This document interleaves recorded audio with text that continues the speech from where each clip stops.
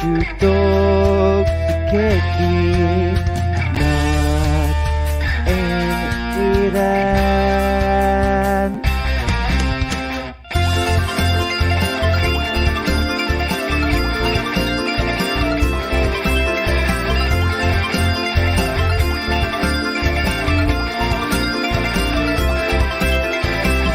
Osashiku. Konnichiwa! Minasan konnichiwa! Hello, everyone, and welcome to the spring edition of Talk the Kēki. It's our season premiere 3 weeks later. Tadaima! It is 4:20. I am stoned. Are you really? Oh, no wonder you're Yes. so low energy. You're fucking stoned to the tits. Okay. Yeah, had the other half of my pepperoni. Oh, shit. That's And what happens when work fucks you over. Exactly. Yeah, fuck them. Fuck these people. Anyway, I'm Matt, and to join me, my man as always, Ethan, what's going on? Goki kenyo, Matt kun, daijoubu desu ka? Shitty mood. Daijoubu janai. Dosta? I know it's work screwing me over on my transfer, so I gotta wait a little bit longer. Yeah. Yeah, fuck them. Hey, just get like completely shit faced when you know you're gone from the company. Just like fucking, woo, I'm free! I'm free, Right. bitches! Right. You look good by the way with this, like with the goatee like that. You should keep it that way, like that low and everything. I like that look on you. We'll see. We'll see. I like that. I like that. Yeah. That whole look. That looks good on you, dude. Well, thank you, but we'll see. It'll grow. It'll grow back. It grows back. My goal is to make you just die laughing at some point, like, since you're high as shit. Yeah. Good. I just want to see you just piss yourself laughing. It'd be great. Great content, sir. We'll see what happens with that. What? All right. Yeah, we are ready because again we had the spring premiere. Our last episode was the Winter Awards shit ton, and we tried to do our limit for the spring, but hey, I hit it. I hit my limit. I got 16, excluding Kubo that comes out in a few weeks. About a month. Yeah, I failed by one. You failed by one. Well, I mean, I failed by one because of Kubo 17, but in terms of new anime. Yeah. Right, but yeah. I hit my 16 cap. Lucky you. But But yeah, we both had to get rid of one because we don't have it. Blue Orchestra. and it was one we were looking forward to, dude. I know. We were both looking forward to Blue. I was so upset about that. Well, I guess I had it. But so that's why I was able to add one to make up for it. Yes, I added what, 2? I added 2 from yours that you were watching. And they're 2 of the major ones too. Hell's Paradise and Oshi no Ko. That's right. So. Yeah, but yeah, we're not really doing reviews. We're just doing it's the season premiere. We're just doing first impressions. Yep, I'm still behind. Otherwise, we would do reviews and we'd be here for 3 hours. Yeah. Lucky you guys, because I'm behind. We only got one review, so yes, and I cannot wait. Yeah, we'll get to that moment. We'll get to it. We'll get to that when we get to it. I can't wait to talk about it. Yes. Some news real quick. Spy Classroom is getting a season 2 in summer. So if I ever want to watch those last 3 episodes, I could, but we'll see what happens. Probably not. So you only have 3 episodes to go? Yeah. I mean, fuck it. You might as well. I might as well. Maybe What? It's an hour. Yeah, I'll do it whenever I get a good schedule again. After the movies that are going to drop that I'm sure you're going to talk about in a second. Yeah, we're going to talk about them in a second. What you call it? Gigi Harem is again a TV anime adaptation. So that's for you. Wants those high school harems. Gosu is getting an anime adaptation, or The Master.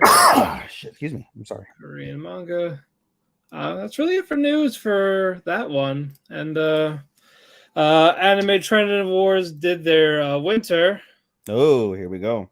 So you want me to read those? Do I have a choice? No. I always feel bad because I always make that joke, right? They're like, "Hey, do you want to hear the story? Do I have a choice?" Fine, and I feel bad for making the joke, and I'm like, "No, go ahead and fucking tell me. You wanted to tell me anyway. Go on." No, I don't. I'm gonna tell you anyway. Yes. All right, let's get some real quick. Bungo Stray Dogs won Best Supernatural. Okay. Best Slice of Life is Tomo-chan's a Girl. Yeah. Okay. I was excited by that one. What you call it? Best Romance is Angel Next Door. Supposed to be I was gonna say it can't be fucking nothing else. Stop. Yeah. Stop it. It could have been anything else, but I would say Starman rigged these awards if it's not. Best Mystery or Psychological, Near Automata. Yep. So there we go. There. Fantasy, Magical Revolution. Okay. Drama, Vinland Saga. Makes sense. Yep. Comedy, Tomo-chan. Yep. That was Rightfully my pick. so. Action or Adventure, Magical Revolution. ED, Ice Guy, and his cool female colleague. Okay. OP, Magical Revolution. We never heard it. Me neither. Supporting Girl, Misuzu from Tomo-chan. Whoa. Yeah. Carol supremacy here. I know. Carol supremacy. This one surprised me. Itsuki from Angel Next Door for Best Supporting Boy. Itsuki? Yeah. The popular one. Yeah. Like, No, Itsuki's a popular one. Itsuki's the chill one that has Chitose as his girl. Oh, okay. Sorry. Best couple, Amane and Mahiru. Best female, Mahiru. Best male, Amane. Now, animes of the season, 4th place, Tomo-chan's a Girl. 3rd place, Vinland Saga. Runner-up, Magical Revolution. And 1st place, Angel Next Door. Yes. So Angel Next Door won on this, and also Anime Corner. And Sean dares to say that it was a fucking mid anime. He didn't have it on. He didn't have it on anything. Fucking, I can't believe it. I know, it was funny though. Ridiculous. I mean, he made good points that were fucking hilarious. I know. I can't deny it. If you guys haven't heard the show, please go back. Him and I bantered very much. I was like, "Hey Chris, how you doing? Welcome." Fraud, Dystopia, and Loud Hailer from Ice Guy were so much better for the OP. Irashaimasu. Alrighty. Who's going first for solos? I thought we were gonna do the reviews. Don't we have solo stuff though? We do, not by much. I mean, it would be me again because I only have 2 solos, believe it or not. That's right, you do. Fun fact. Yeah. Good. Unless you want to do the review first. No, hold on. Let's. I kind of do want to do the review first. Truth be told. All right, let's do. All right, we're gonna do our one review. Suzume. Suzume. What? Suzume. Suzume. Suzume. Suzume. Suzume. Sosumi. Suzume. Okay, fucking cornet. Are you gonna break into song next? No, fuck no. I love to sing it. No. Breaks into 1960s fucking song. Oh my god, no. Oh yeah, this came out last week with very limited week for the weekend. I saw it 8:30 at night, like after work. Because I finally found a theater that I can watch anime movies. Hey, it's convenient though. I'll tell you what. No, but funny story to the I went and I bought the tickets while I was shit faced. Right, I wasn't shit faced. I'm sorry. Was I? No, I was a little. You probably were. I was definitely tipsy, and I was certainly a little high still. So I was mixed. But I bought the tickets at a theater after coming from a rave, and I was like, I'm gonna watch this by myself. Fuck it. So I went and bought the tickets. I show up to the theater. The guy scans my ticket, and he's like, it's not scanning, but for some reason it's theater 7. You want to go? Okay. So I look at the things, and I see Suzume 710 subbed in theater 1, and I'm like, huh, okay. So I look at my seat. My seat is E7. Okay. So I go over to the theater. I walk in, and it's a giant theater, right? Because it's in the big screen. And E7 is like toward the bottom of the theater. And I was like, huh? So I was like, something's weird. So I go and sit in like a corner in like K something or whatever, or G something like that, to look at my ticket. Come to find out, I bought it for the wrong theater. The theater was like another like 20 miles away. I think I bought it for. And I was like, wow. Note to self, don't buy shit when you're fucking high and drunk. Bad idea. So I went on the Fandango app. Fandango. Anyway, went on the app and I bought the right ticket. Coincidentally, because they were Regal theaters, I managed to get the same exact time in the place that I needed, 7:10. Nice. So I lucked out there. And then my seat that I chose was directly in the center, but it didn't update on the app. So there was like a couple in front of me, and it was like a fat guy and his girl. And I was like, I don't want to sit behind a fat guy and a girl. So I sat a little off center, hoping that somebody didn't buy my seat at some point. But no, that was my little brief story. Right. I don't probably gives a shit about. Anyway. Anyway. But no, yeah, we were able to watch it. We're not going to do spoilers, but we are going to talk about it a little bit. Oh. What did you think? I loved it. The end made me cry. It was just, it's another. Go ahead.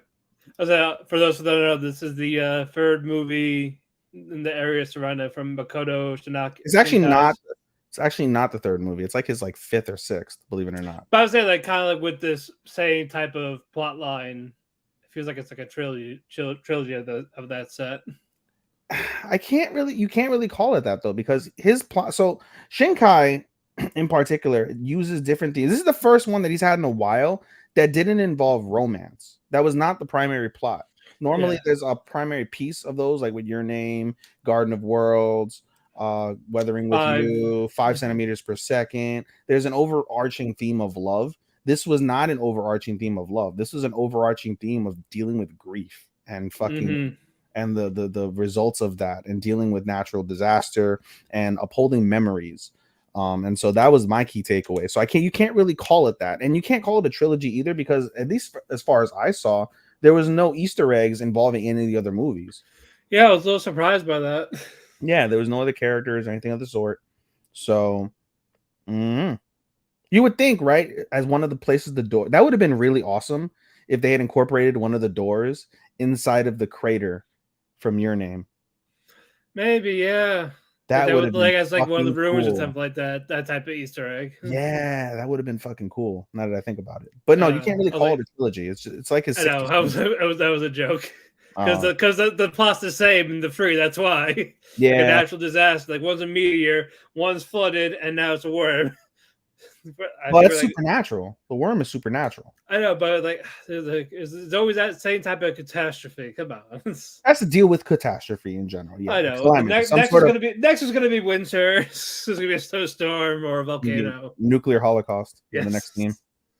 Grave of the Fireflies reboot featuring North Korea. Ooh. Stop. No, but like I said, I absolutely loved the movie. The end scene finally made me cry. I was waiting for it. And I've noticed a lot of other anime lately, because I've had a more fulfilling love life. Stressful, but albeit more fulfilling. Yes. I cry less. I feel less emotional than I had in the past with emotional anime. So I don't nearly get like moved as often. But I remember, like I said, at the end of this movie, it got me. I was like, son of a bitch. I sat there silently, just boo-hoo. What did you think, Matt? I enjoyed it a lot. Plot aside, again, it felt similar to the last two plot wise. The plot I thought was interesting because it was kind of Ghibli-esque. Like the nuts and bolts of the plot is Ghibli-esque. Right. So we can go over the plot. It's not a spoiler, because basically, the plot is basically you have a high school junior. Her name is Suzume. That's the title. And she basically one day is what's it called? She's dreaming of like this, like the beginning scenes is she's dreaming of this alternate world, and she's looking for her mother. Her mother's passed, we find out. And basically along the way, as she's going to school one day, she comes across a man His name is Sota, and Sota is looking for a ruin that has a door in it. So Suzume guides him, more or less, gives him directions to an abandoned onsen town that basically got abandoned after a landslide. And so she's curious about the fellow and eventually goes over to the location, doesn't find him, but finds the door he's looking for. And she basically touches a key, like a cat-like key.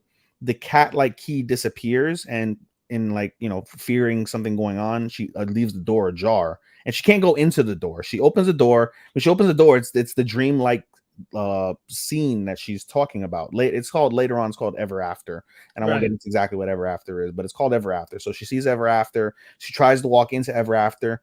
She can't. And then she just basically leaves, and she's just, there's something off about this whole scenario. She goes to school, and as Matt alluded to, there's a giant fucking worm coming from the mountain. Yep. And so basically, we find out that cat-like key that she opened is actually one of two keys that holds this giant fictitious worm.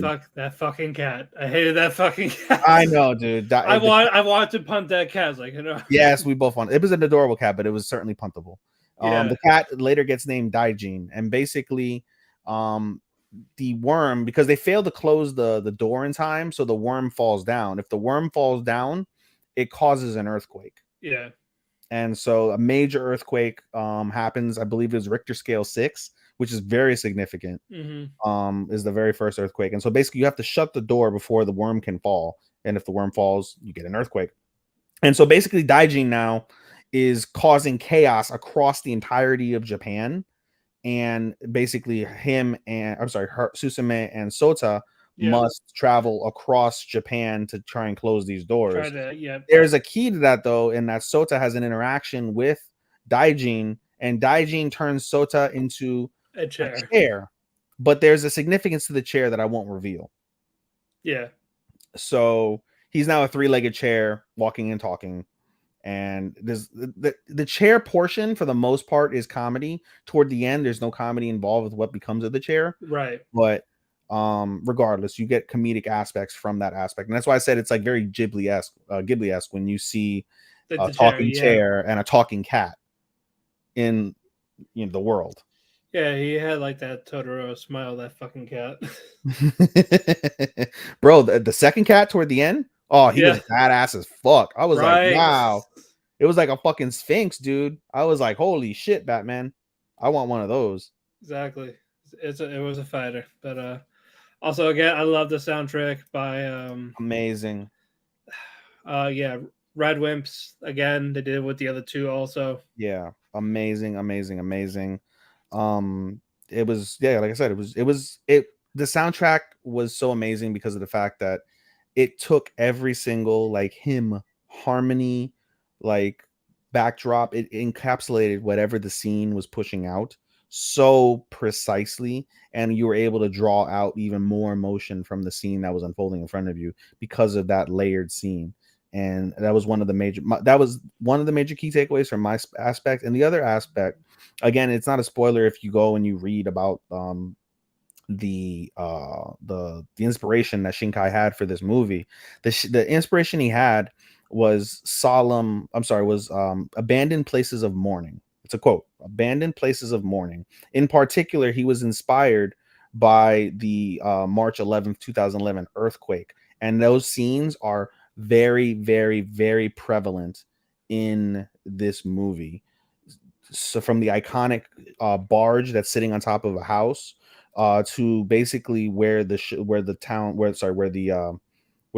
film culminates, which is the town of I think it's a town, I guess. And it's not a prefecture because I think it's Iwate Prefecture, but the town location in particular is Tohoku.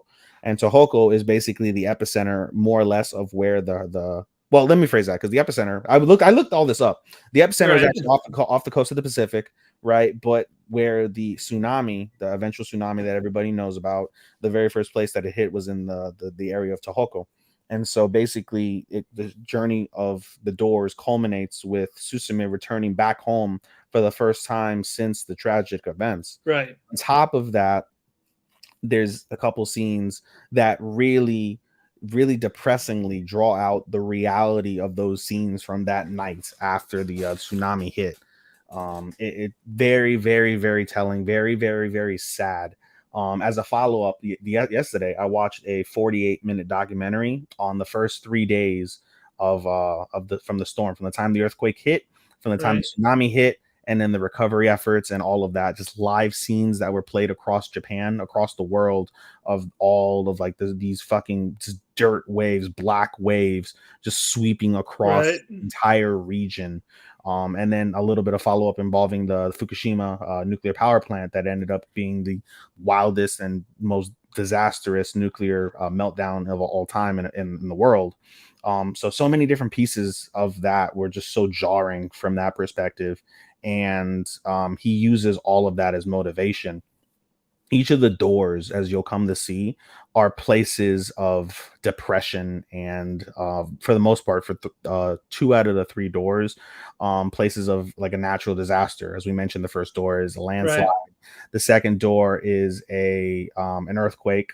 The third door is just an abandoned place that brought sadness to the town. And then the final place is another callback to another disastrous, like, historical event, and that's 1923 Kanto earthquake in Japan, in Tokyo, that killed many tens of thousands of people at that point. And so it's very telling, very, very jarring in terms of how he uses those deep points in history, in Japanese history, to be able to tell this fanatical story, basically, that you see unfold. So that was very key. Something I didn't write in my review also that I think is pertinent to note is, especially when you go toward toward Tohoku, is the use of flower language, in particular the tiger lily that we see so prevalent in different animes that symbolizes death.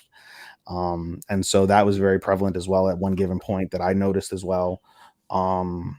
So it's, I would honestly say, and I wrote this in my review, it's not going to be well known from the aspect of being like Shinkai's greatest film. To me, and the consensus for the most part, it's still Your Name as his agreed film ever.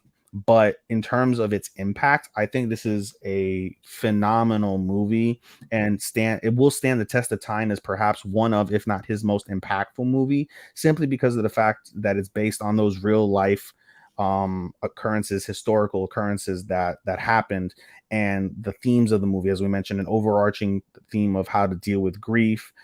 There's parental sorrow. There's, and in particular with Suzume and Sota's power, which I won't get into, but basically understanding and appreciating the time that elapsed before the tragedy struck in whatever location of mourning that you're in. No matter what place you go to that may be an abandoned house, for example, right? You have these like haunted houses, and it's like this abandoned house. You know, people see it for how dilapidated and how dark and creepy it may be, but it wasn't always like that. There was a family that lived there. There were people that ate dinner there, laughed there, slept there, had many good dreams there before tragedy struck.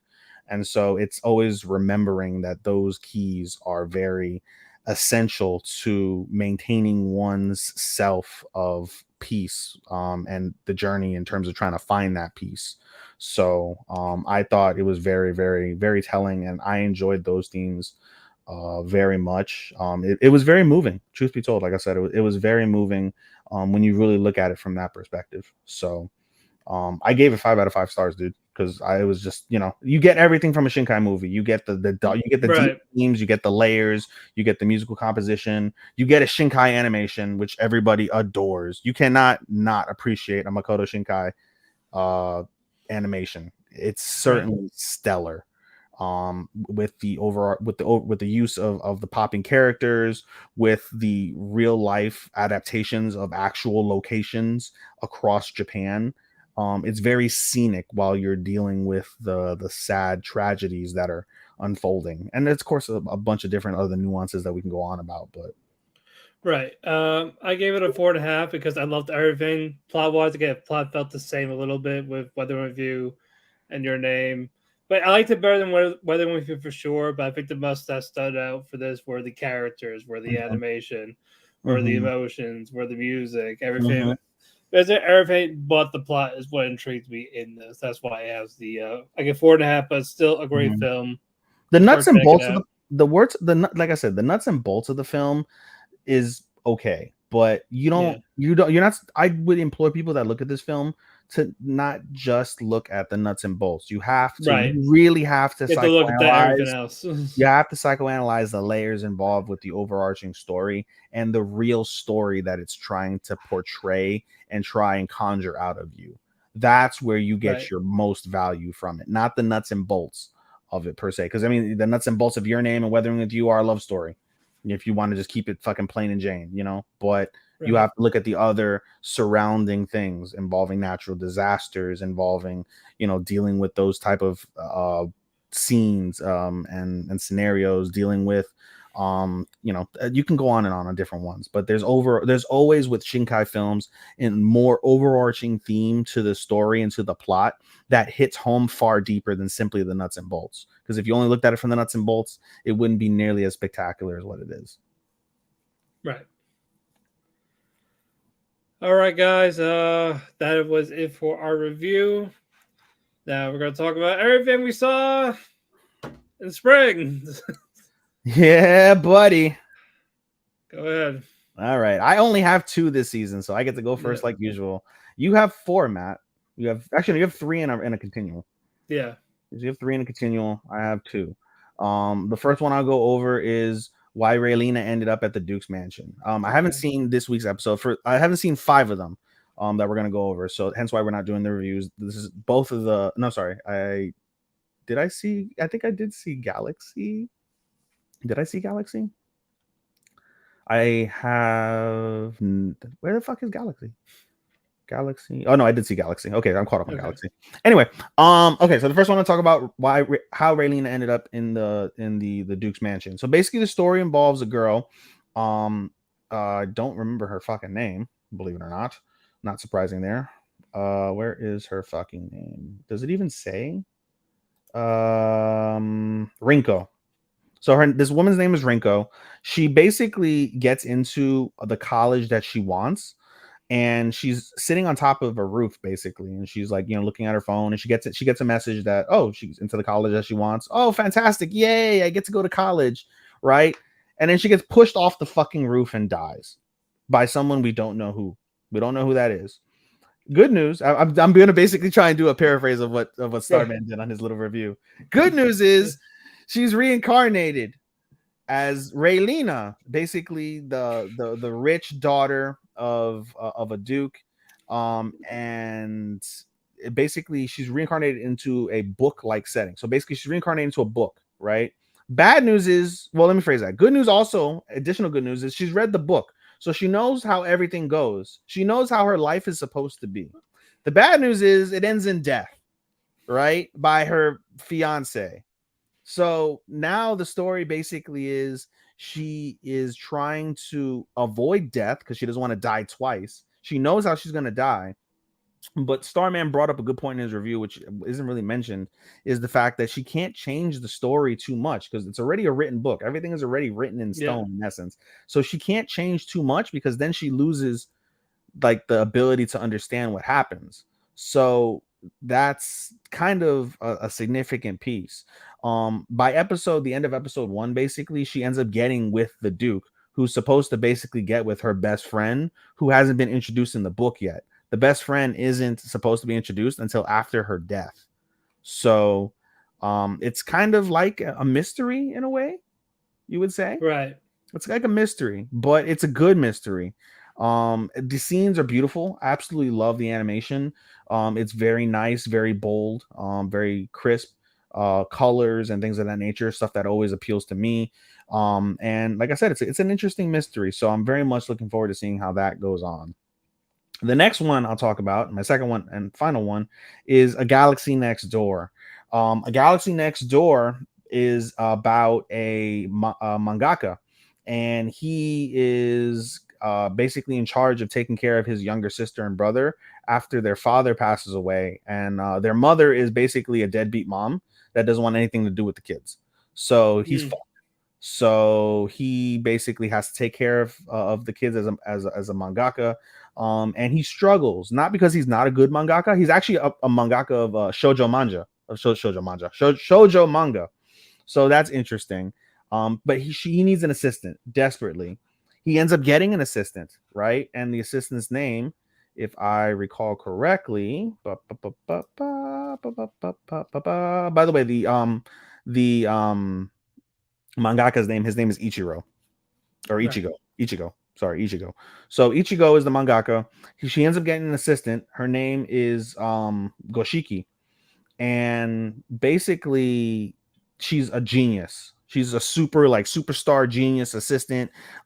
She's in charge of like doing all the various like pieces to complete the mangaka series before he submits it over for review to his editor. And she's only been doing it for a single year, which is super fascinating. She comes from a faraway island called Star Island. And basically the plot of the story now is one day after waking up from a nap, the both of them, Ichigo notices a sharp object sticking from Goshiki's butt. He thinks it's a pen, like one of those colored, like really sharp pens. So he goes to grab the pen so it doesn't stab her in the back or the ass, and it ends up being a stinger. He touches the stinger with his finger. He gets sent to outer space very briefly before Goshiki brings him back. And Goshiki basically says like, "Hey, you touched my stinger. That's basically a vow of love." And he's like, "What? Nani?"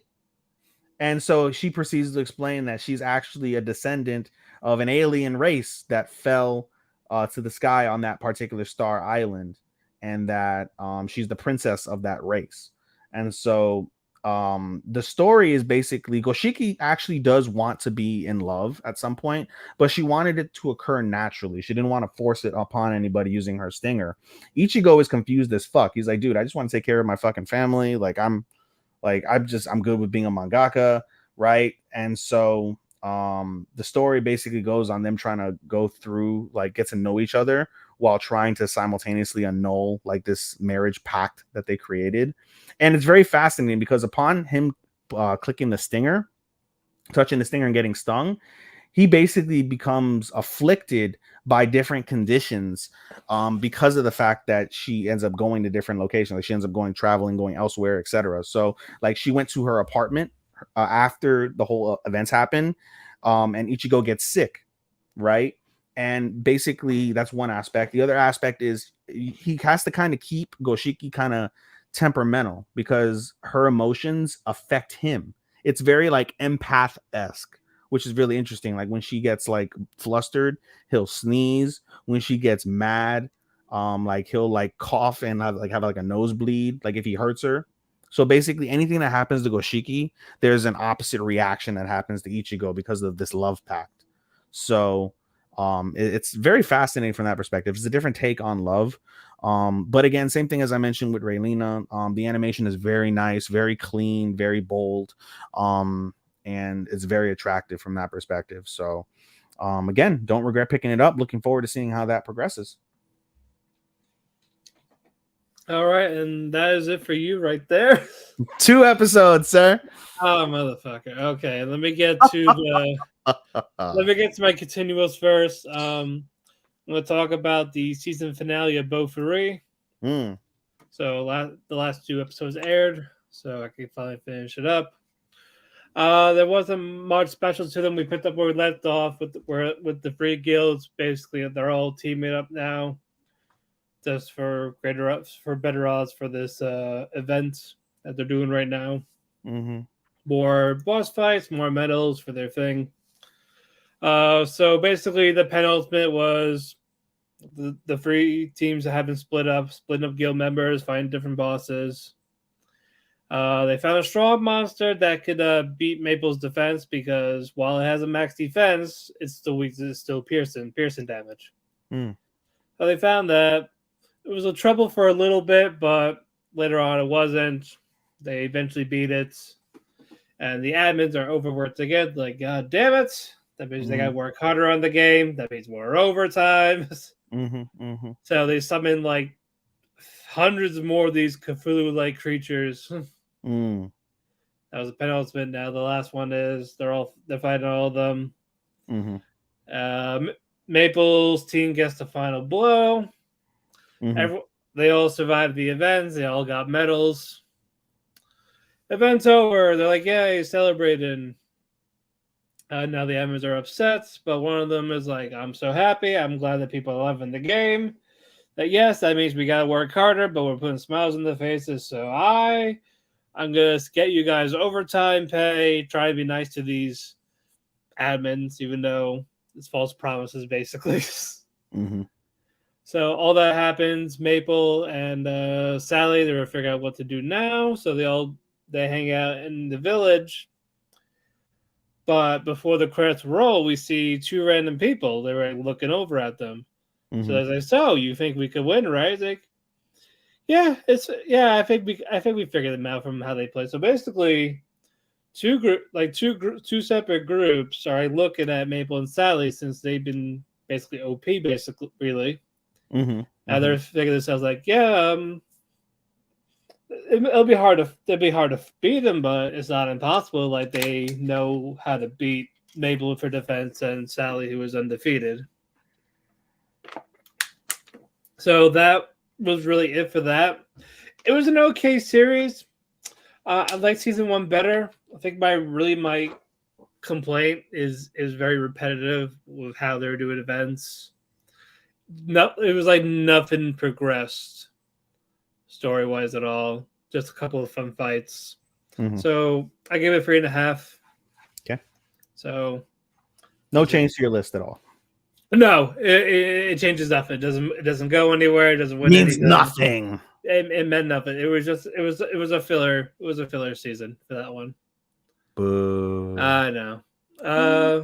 Moving on. Vinland Saga. I got 2 to talk about. Put the word left off with Garter found Ironhide, his wife, and now he wants to take her away, be like a runaway slave, like how he is. Come, woman. Yes, come back to me. Then we saw a snake. He caught up to them, so he's fighting Ironhide, and not fighting Ironhide. He's fighting Garter. He's not fighting the girl. But since Garter is injured from fighting people when he was running away, Snake beats him pretty easily. He doesn't kill him though. Like does like reverse blade type of thing. Ironhide doesn't know what to do. Einar was trying to figure out what to do because basically he wants to make Ironhide happy, but Torf is telling like, don't get involved because it's not a good idea. Don't do it. Let Snake deal with it, but Snake dealt with it. Tied up Garter, got him arrested again, and takes him away. Says they make sure his wife doesn't go near him, basically. So Einar's a little pissed off about that. Wants the two lovers to be reunited despite his crush on Ironhide. But she tells them all what happened. Basically, they were like leaders of like a small island, but it was a peaceful village too and all this, but someone there wanted iron, and they thought it'd be good for the village and all that. And unfortunately, Garter says yes, we need it for stuff and things. Stuff. Yeah, things and stuff. Even though Ironhide says we really don't need it, so he ventures off anyway. And there's a boat that comes back like months later, and they thought it was done, but no, it was a bunch of Vikings who burnt the village down, who separated Ironhide and killed their son, basically. They had a son too, so not no more. No, not anymore. And Garter and the husband doesn't know that because he was away on land. So all that happened. Ironhide got sold as a slave. Oofa. All that shit went down, and then she was like talking about all this backstory. She was just like basically having a breakdown because like again she lost everything. Because men are selfish, but men are stuff. Yeah, basically. Men suck dicks. Well, certain men suck dicks. Certain men suck dicks, but exactly. Men suck them harder. Exactly, they do because they know what they like, or many more. But But despite Arnhide saying let my husband be, I don't want to see him, she tries to sneak out in the middle of the night. But the ill grandfather overheard all this. He's like, you liar, type of thing. You and then snake. basically, and then she was like, are you gonna stop me? And he said no, because last time he waited for a storm to pass, basically when he had the farm, Kettle had a wife, and the king of that land wanted basically either we take your farm or you let us have your son's daughter. Well, not your daughter, wife. Have your son's wife. Dog, and I was like, whoa, what are they with the dog? Whoa, basically have Kettle break up with his wife, and I get to fuck her, and I don't take your land. So because of this, do you think that would be a satisfying fuck? I've always wondered that. The people that take other people's wives like that, is that a satisfying fuck? No. You can't think so, right? No, definitely not. So of course Kettle does it because he's wanting a bloodshed. He's a pacifist. So as that king was about to marry her, some commoner shot him with like arrows, like started killing people. So Kettle's wife is dead. So is the king. Wow. So the old man was like, if I waited it out and said no, the king would have died eventually, and Kettle wouldn't have lost his wife. Son of a bitch. So because of this, he lets Arnhide go tend to the husband's wounds. And this is where we get to the next episode. He does try to do that, but Kettle stands up and bites the guard's throat out. Ooh. Because he was like, no, get away, type of thing. Let go. And then, of course, the guards heard this, so that they're gonna try to kill Garter. So guards told Arnhide, like get the knife, like cut me free. He eventually gets cut free. Kills the guards. Kill them all. Yep. And then he gets on the horse and he tells Arnhide to like leave with him, like let's start over again. And you don't see it, but from the looks of it, she ran away with him. So now she's a runaway slave. And Snake sees all the bloodshed, and now Snake is out for blood, wanting to kill Garter. On the other side of it, Thorfinn and Einar were talking, and they're talking, and Einar asked, like, did you really mean it when you said you wanted no more war and slavery? He's like, yeah. Nah. He's like, no, he said yes. He's like, so how's that going to work then? He says, basically, slavery is caused by war. Because basically, that's because when you pillage, you raid a village, you take the wives, you take everyone, basically selling the slavery. Not in America. No. We I'm not gonna shut up. Come on, dig that hole, motherfucker. No. Dig it. I'm not digging that hole. Come join me in the hole. No, it's cozy. It's nice and cozy. I'll be the little spoon. I'll be the little spoon. Not the air. Stop it. No. No, I cannot. But basically, it's like that. I don't know how to stop war yet, but he's gonna find a way, basically, or to start a new colony country where they don't have that type of thing. The Ender talked about, well, if someone does find it, how you can defend yourself. So you kind of gotta, like, it's not war, but it's more defending yourself type of thing. Then Thorfinn talked about there was an island that my father's friend talked about, which is Vinland, but he doesn't know the name. He forgot the name of it. He said there is that, like, it's out there type of thing. So now Einar is curious, and then we get back to Snake rallying up the leftover men, and it's like it's time to go find Garter and kill him. And end episode there. Goddamn, what a ride for that. Enthralling, yes, sir.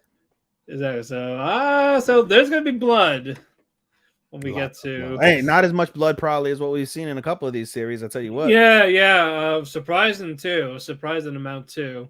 Yeah, all buddy. Right, let's get to stuff I am watching by myself. I am going to do Rank of the Kings, the Treasure Chest of Courage. I am caught up on this with the 2 episodes. It's not a season 2; it's a side story.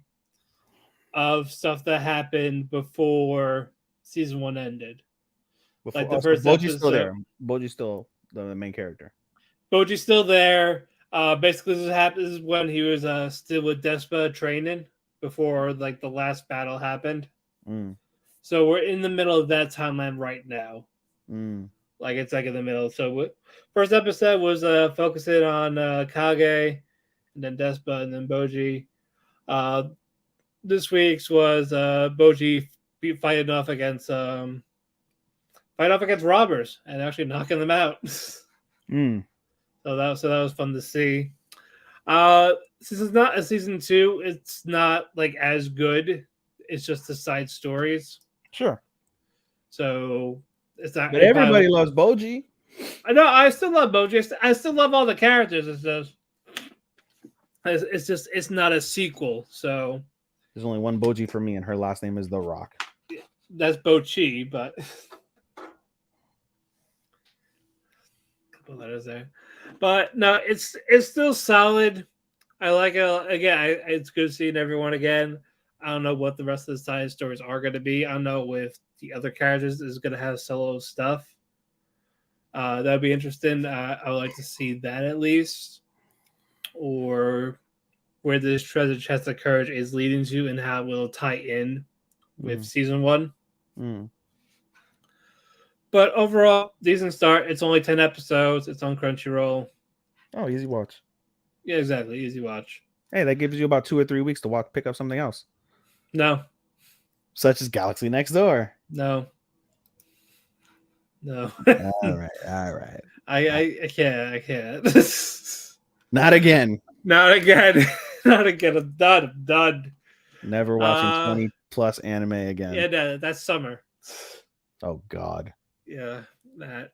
Mashal, Magic and Muscles. I fucking love this one. This was the backup after I couldn't watch Blue Orchestras. Mm. And it's a gag. It's gag humor. It's like One Punch Man. It's One Punch Man mixed with Harry Potter. It starts with a guy named Mash who is born with no magic in a place that cares about magic. So He's basically, fucked. what? So he's fucked initially. Yes. So basically, he was raised in the woods by his grandfather. Actually, he's not his grandfather. He's someone he found abandoned. So, but he tells him he's his father. So, Luke, I am your father. So Mash trains by lifting weights. He lifts like One Punch Man level stuff, like fucking thousands of pounds, like repetitive bench presses, super fast. He doesn't know how to open a fucking door. Like he doesn't know if it's like push or pull. He doesn't have magic, but he does fight. He has these fucking hands and knocks it out pretty easily. And so this lead cop says, "Hey, I have if you do something for me, I'll let this go." Basically, do you want to do it behind the forest? Do you want to go behind the alley? What is like? Am I doing? No. Ass to mouth. What are we doing? No. Basically, join the magic school to become the divine visionary, which is like god level for magic people. But he has no magic. No, yeah. So basically, do this because of how fucking strong he is. And hold on, yeah, Chris, it really wasn't. I actually had to be added because of you and Vern. So that's why that was on my backup when I switched with Blue Orchestra. But basically, since he could fight off magic, magic doesn't really harm him, and he knocks out people with one fucking punch. So basically, he says, "Hey, become the divine visionary in the school without magic. If you do this, I'll leave you and your father alone." So basically, he's doing so to have the quiet life. Very funny. He loves his cream puffs. Cream pies? Yes, and that too. Oh, there's a funny when he was teaming up with this girl. Every time she gets in a bad situation, he just gives her like this death glare, like, Chee. like, girl, what? And then, but no, I enjoyed it a lot so far. I'm glad I picked this up. It's a 12 episode on Crunchyroll. I am 2 episodes in. What else do I have? Hold on. Let me look. Are you looking at the list? I'm looking. I think that's it. Oh, you're on the. Are you on the Google Doc? No, I'm not on the Google Doc. Let me. You missed Skiff and Loafer because you're not on the Google Doc. That's right. Bum. That's right. That's my main fucking event. bum. Yes, this is my main event. Skip and Loafer. This was another one. For the record, as soon as Matt and Starman said that there's vomit, I was like, I'm good. Tap out. No, but it is so much more than that. We were just laughing at that. It was just a funny little thing because basically, sparkle vomit. I'm good. Yeah. You talk. Yeah, never mind. With the pissing and the dog fucking. Yeah, I mean, hey, as soon as I see vomit in that, I'm out. As soon as they start using vomit in King Play, I'm out. I don't give a fuck. I'm out. It wasn't like real. It wasn't real vomit. It was like this. It was like the rainbow. I don't care if it's sparkle vomit. It don't matter. All right. Anyway, it starts off with Mitsumi, who is this country girl, who basically she's going to city life. She's living in Tokyo. So she's now being raised by her trans aunt, Now-chan, who's actually a legit trans character. So I was like, awesome. No wonder you love it. No, I didn't know about that. It was just rated really high. It's like, okay, I want to see why. And then that was an unexpected thing. Like, no trap, no reverse trap. They don't even point out. You just know. Now, is it like a really pretty like trans, or is it like the ugly trans with like a 5 o'clock shadow? There's levels to trans. You got to admit, there's levels to trans, buddy. Pretty, damn it. Okay, good. Pretty.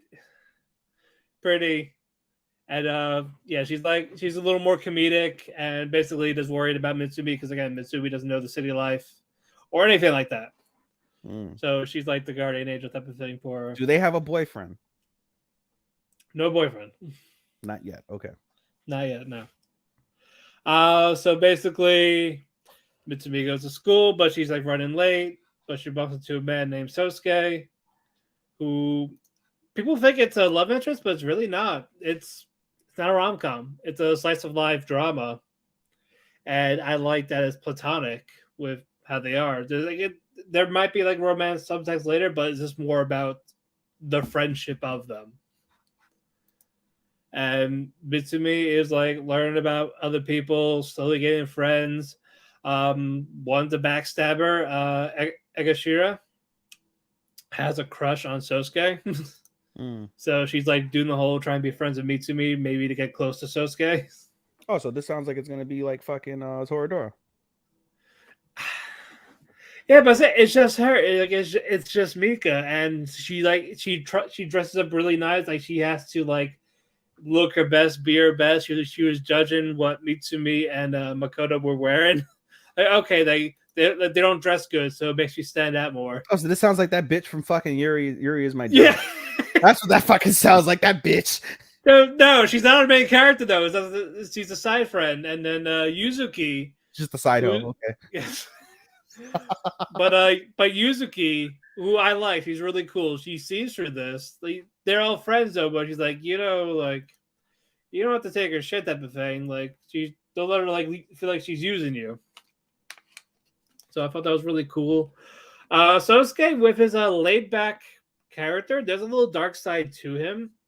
After one of the drama students recognized him, like, "Hey, didn't you used to be that child actor?" And he's like pretend to be oblivious, like, "I don't want to talk about." Like, "I don't know what you're talking about." He's like, like, what I'm saying is, I don't want to talk about it. That type of thing. So take your fake acting ass and leave me alone. You got it? And he's like, yep. And then we have a character named Makoto, who is basically like this like awkward, shy nerd type of thing. He's a neat. And she judges people before knowing them, like jocks and all this. Like she doesn't know people. She doesn't judge them by their cover type of thing. Okay. And so basically when she hangs out, cast the character so far. Yeah, like there is like stuff about it, like good and bad. And with Makoto, she's like when she's hanging out with Yuzuki, Sosuke, and Mitsumi, she's like seeing like they're not what she expected them to be. Mm. And of course, she's very hesitant about Yuzuki because again, Yuzuki's naturally beautiful. Makoto, he's like this like high end, high class, preppy person type of thing. Mm-hmm. But she's like slowly seeing that she's not. And she and Makoto even said Yuzuki a text like, "You're right. I don't like people like you, but I want to fix that. Like I want to get to know you." So even with Mitsumi and Sosuke's chemistry, So it's a coming of age anime. Just about like the side characters of this get plenty of time to flesh out on top of it. Mm. So it makes it just more likable to everyone. Sure. And you want to know more about them. Hmm. So I like in that aspect. So this is another one I'm glad I picked up. Wonderful. Mm-hmm. No Nier Automata yet. It's still running around somewhere, and the police cannot find it. I mean, we're watching Nier together, so that's what I said. Like for both of us, we don't have that. Kubo comes back in about a month from now as we record.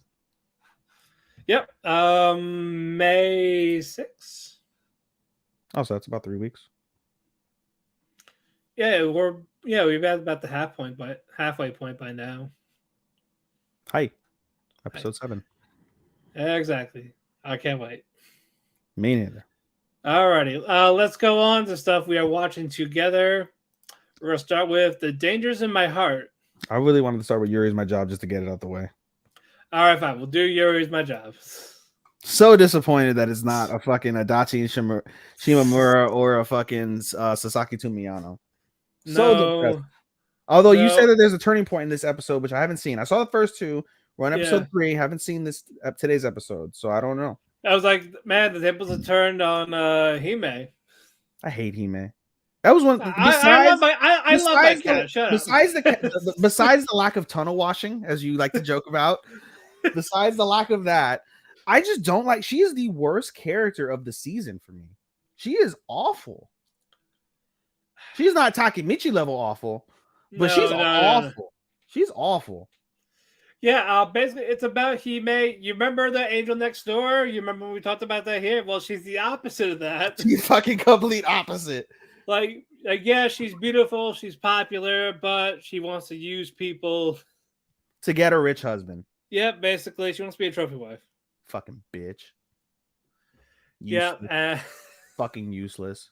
Yep, she wants to be that spoiled type of thing. If you could afford a trophy wife, a trophy whatever, would you want to have that, Matt?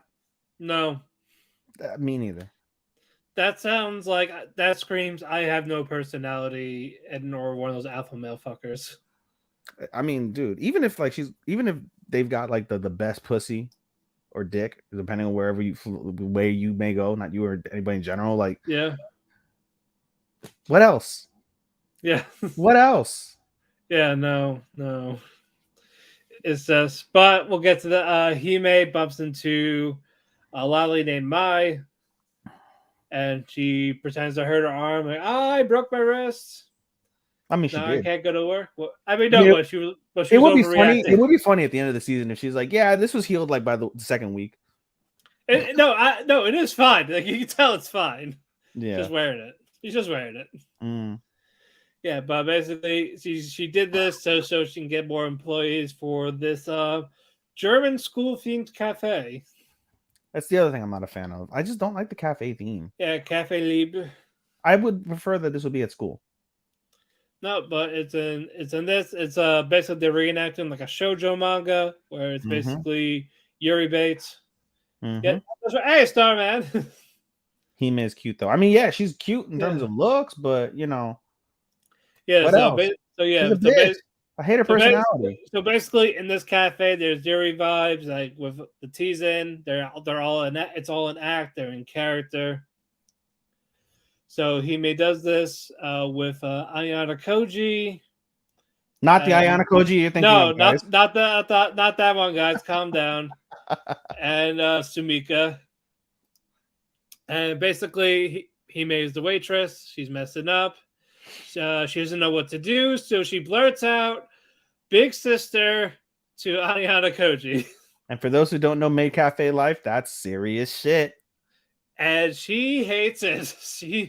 I keep waiting for Ayana Koji to just fucking Spartan kick this bitch out the fucking window. They're I on the third floor. I thought Sparta! so. When I was watching, it's like, you know what? Why just go in character with a smile on your face and just tell her how much of a bitch you're being to me in public? Bro. Just end. You could end the sisterhood there, but their fans would get upset. They watch it like it's a drama. It's like a drama that's playing out every day. It's like you're watching All My Children in real life. Basically, cries in Korean now, but so it's all of that. Hold on, they are all dairy types. So, yeah. So, but I'll tell you what, the Gairu, oh, she's so fine. I love her. She's my favorite. She's my fucking favorite. The great value Marin. Oh, things to her. My God. But there is someone who has a crush on Hime, and it's Kanoko. Yes. And she's like, I love her. She's cute. She's super obsessive, which I don't like. If I'm gonna be she's the yandere. Honestly, if I'm gonna talk shit about fucking Himuro from last season being obsessive over fucking Fuyutsuki, I'm gonna talk shit a little bit about Homegirl because she's like a little crazy, right? Too crazy over Hime. I'll tell you what. But yeah, so Kanako, she eventually catches Hime in the act, and she can't keep it. She's like, "Why are you ignoring me? I thought you loved me." That type of thing. We're supposed to slap meats together. But they had to basically drag it back, saying it's all an act. You can never know. Like, no one else should know. So you're working here. I just wanted to scissor with her. Now I work here? Yep. So now Ayana Koji and Kanako are giving her a hard time about doing her job because, Hime is not good at her job. She sucks. And Ayana Koji is very bitchy. Oh, bro. She's got a permanent stick up her pussy. Straight up. She's got she's got the first half of the double-ended dildo like permanently stuck in there right now. It's just up that bitch. I just love how she just smiled. She just hugged her in while with the smile. I fucking hate you. I hate your fucking guts. Seriously. There's like, what the fuck, man? And then it's okay. I hope you fucking fall down the stairs tonight. But with the third episode, I can't talk about it because you didn't see it. Basically, it makes sense. As you know, why she hates her. Okay, why she's bitchy? Yeah. Does it have to do with the previous sister that broke up with her? No, it's just why she hates Hime. Okay. And it'll go like, what? Like you'll see it in the flashback, but once like, damn, okay. It's a flashback to the opening scenes, right? When they first encounter each other.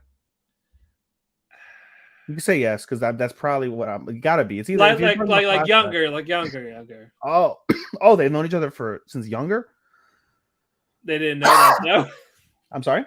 They didn't know that though, but yes. Okay. Yeah, and basically, we'll get to it when we get to it. Okay. All right, now we'll get to the dangers in my heart. So, first impression of this is actually quite a scary anime from the perspective of. If this was an American boy, he would definitely 100% be classified as a school shooter. Yeah. A. B, they set a dangerous precedent with our main chick. What's her name? Yamada. Because she's a child model, but she loves to eat.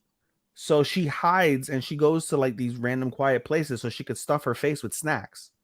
And that's a dangerous precedent for people that have food disorder, eating disorders. Right. Telling you you should hide so that way you can maintain yourself or do Lord knows what else to maintain your body.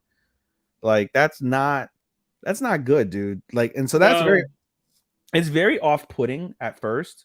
Granted, it's warmed up to me and I enjoy it throughout some of the cringe moments, but it's you have the school shooters in love with the girl with an eating disorder. That's basically the nuts and bolts of that series. Yeah. And I don't like that precedent, the way they told that. Yeah, but I did like the whole at first he started he hates her or I want to kill her, that type of thing. That how junior high school students act. And, That's not how normal students fucking act. I was bullied in high school, and I never once looked at anybody like, I can't wait to fucking kill them. I can't wait to smother them. I did. No, normal people don't fucking think that. I did. You may think that about your supervisor right now, but you know. I kind of had those feelings in 7th, 8th grade. Oh God. Yeah. And I slept in the same house as you. Ooh. I know. Yeah, they were bad. They were awful to me. Fuck. Even the teachers, they're like, "Oh, good. Do it. Yeah, do it." Yeah, they didn't do shit to help me, and I am the one that got suspended for defending myself. Fuck you. Now Matt's a postman. Yeah. You ever wonder like the people that were fucking you over, like what they're doing now? Well, I hope they're dead. That's fair. Hey. Or somewhere. I don't fucking. They're not my fucking problem anymore. Half of them are cut out. Were they Spanish? No. They were the other color. Yes. Ah. You know, normally I wouldn't feel bad if a black person bullies a white person, but I like you, Matt, so I feel a little bad.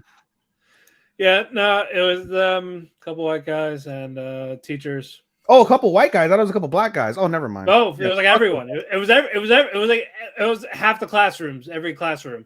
Oh. Yeah. See, children that are potential school shooters, you could be like Matt, who has his freedom and a nice, caring partner and a nice, simple job. Not simple, you know, like it is a simple job. This management makes it stressful. That's fair. If they weren't like that, it'd be different. Well, that's fair. Yeah, but anyway, our man is dying right now. Yeah, good. And we lost no viewers. Talking about school shooters and fucking you wanting to potentially fucking go on a stabbing rampage when you were in 7th grade. We lost all our viewers. Son of a bitch. Oh, there he is. He's saying, "Wow, Ethan, wow." That's what he says to you, sir. That's why that's why I don't get paid to be here. He went from I want to kill her to I hate her to solely. Hey, I defended the black bullies. I said I like when black people bully white people. That's a good thing. That's a good thing. You should be like, yeah. Fuck you. Fuck you. We're not gonna get past this. We're not. See, but this is I'm on a good point where I'm needling you. You're laughing because you're high. You got your little pink rosy cheeks. But yeah, Kiyotaro was like, damn it, I actually love him. I love her. Fuck. He got an erection like twice. Yeah, he actually beat his dick in school. That was surprising. In the bathroom. Yeah. What the fuck, guys? Don't act like you've never done that. Not in school. Did I ever do? No, I never did in school. I did it at work twice. At one job. I did some other places, not at school. Okay. Yeah, but yeah, I wasn't sure if I was gonna keep it or not after the first episode, but after the second, I was like, all right. Yeah, I was in the same boat as you, 100%. So like, okay, so since he's like Kyotaro's slowly getting better, I was like, okay, fine, I can get behind that. He's still a crazy fucking. But if it tones down little by little, then sure. Sure, and it did, and it has. Yeah, so I just hope it stays that way. What, you think he's just gonna go ballistic after getting bullied at some point? And just fucking. And maybe she gets rejected if she rejects him. No, I don't think so. Because he doesn't really. He's like the classic boy that like, oh, I have no shot with the hot girl. Like I'm just a dweeb. Everyone knows that. Like I'm just like this like quiet little background character that wants. And he could draw. And he can draw, yeah. So decent start. I'm curious to see more of it. I am indeed. Alrighty. This one another surprise. My Clue's first friend. You know, I'm not hot on this, but this is the wholesome anime for us this season. Mm-hmm. This is because it gets annoying after a while that he's just so like damn like oblivious. He's like what, 10? But he's only 10 and it comes from a really good place, so that's why it's not the worst. Yeah, he's very he that's why it's clueless. Like, oh, you sweet boy. Don't bully him. No nothing boy.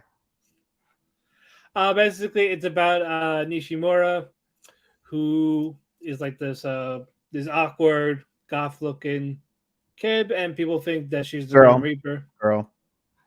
Yeah. Gotta gender them here. Yeah. They think she's the Grim Reaper. They make fun of her because of that. Yeah. Make fun of her because of that. Like, no, if you touch her, you're cursed, all this. Mm-hmm. And our boy Takada, since he's so cool, he's like, oh wow, cool, you're actually deaf. That's awesome. I get to be friends with you. That type of thing. You get to curse me? I can't wait. I can't wait to get erectile dysfunction because of you. And yeah, and he calls Nishimura cute. She gets flustered very easily with that. She does get flustered very easily, but it's her first friend too, which is not. This isn't like a romantic thing per se because they're in 5th grade, but it's just like the principle of her having a friend. It's just subtext, but it's not. Yeah, it's not the key point. No, it's not the key point at all. And I felt it's very wholesome considering, because of the fact that she knows she gets bullied. She lies to her father. And I don't know where her mother is, but she lies to her father like, "Oh, do you have friends? Yeah, school is good. I have friends." She's just but now she can say it. Little girl, but now she can also say it. Yeah, and not only that, but Takeda is what's it called? Bringing in other people to like warm up to her very slowly but surely. Yeah, basically they're all as they're picking out, like, oh yeah, they see that shit. They called you cute. No, that's the annoying part. But no, there's the one boy that's there. I think he's the class jock.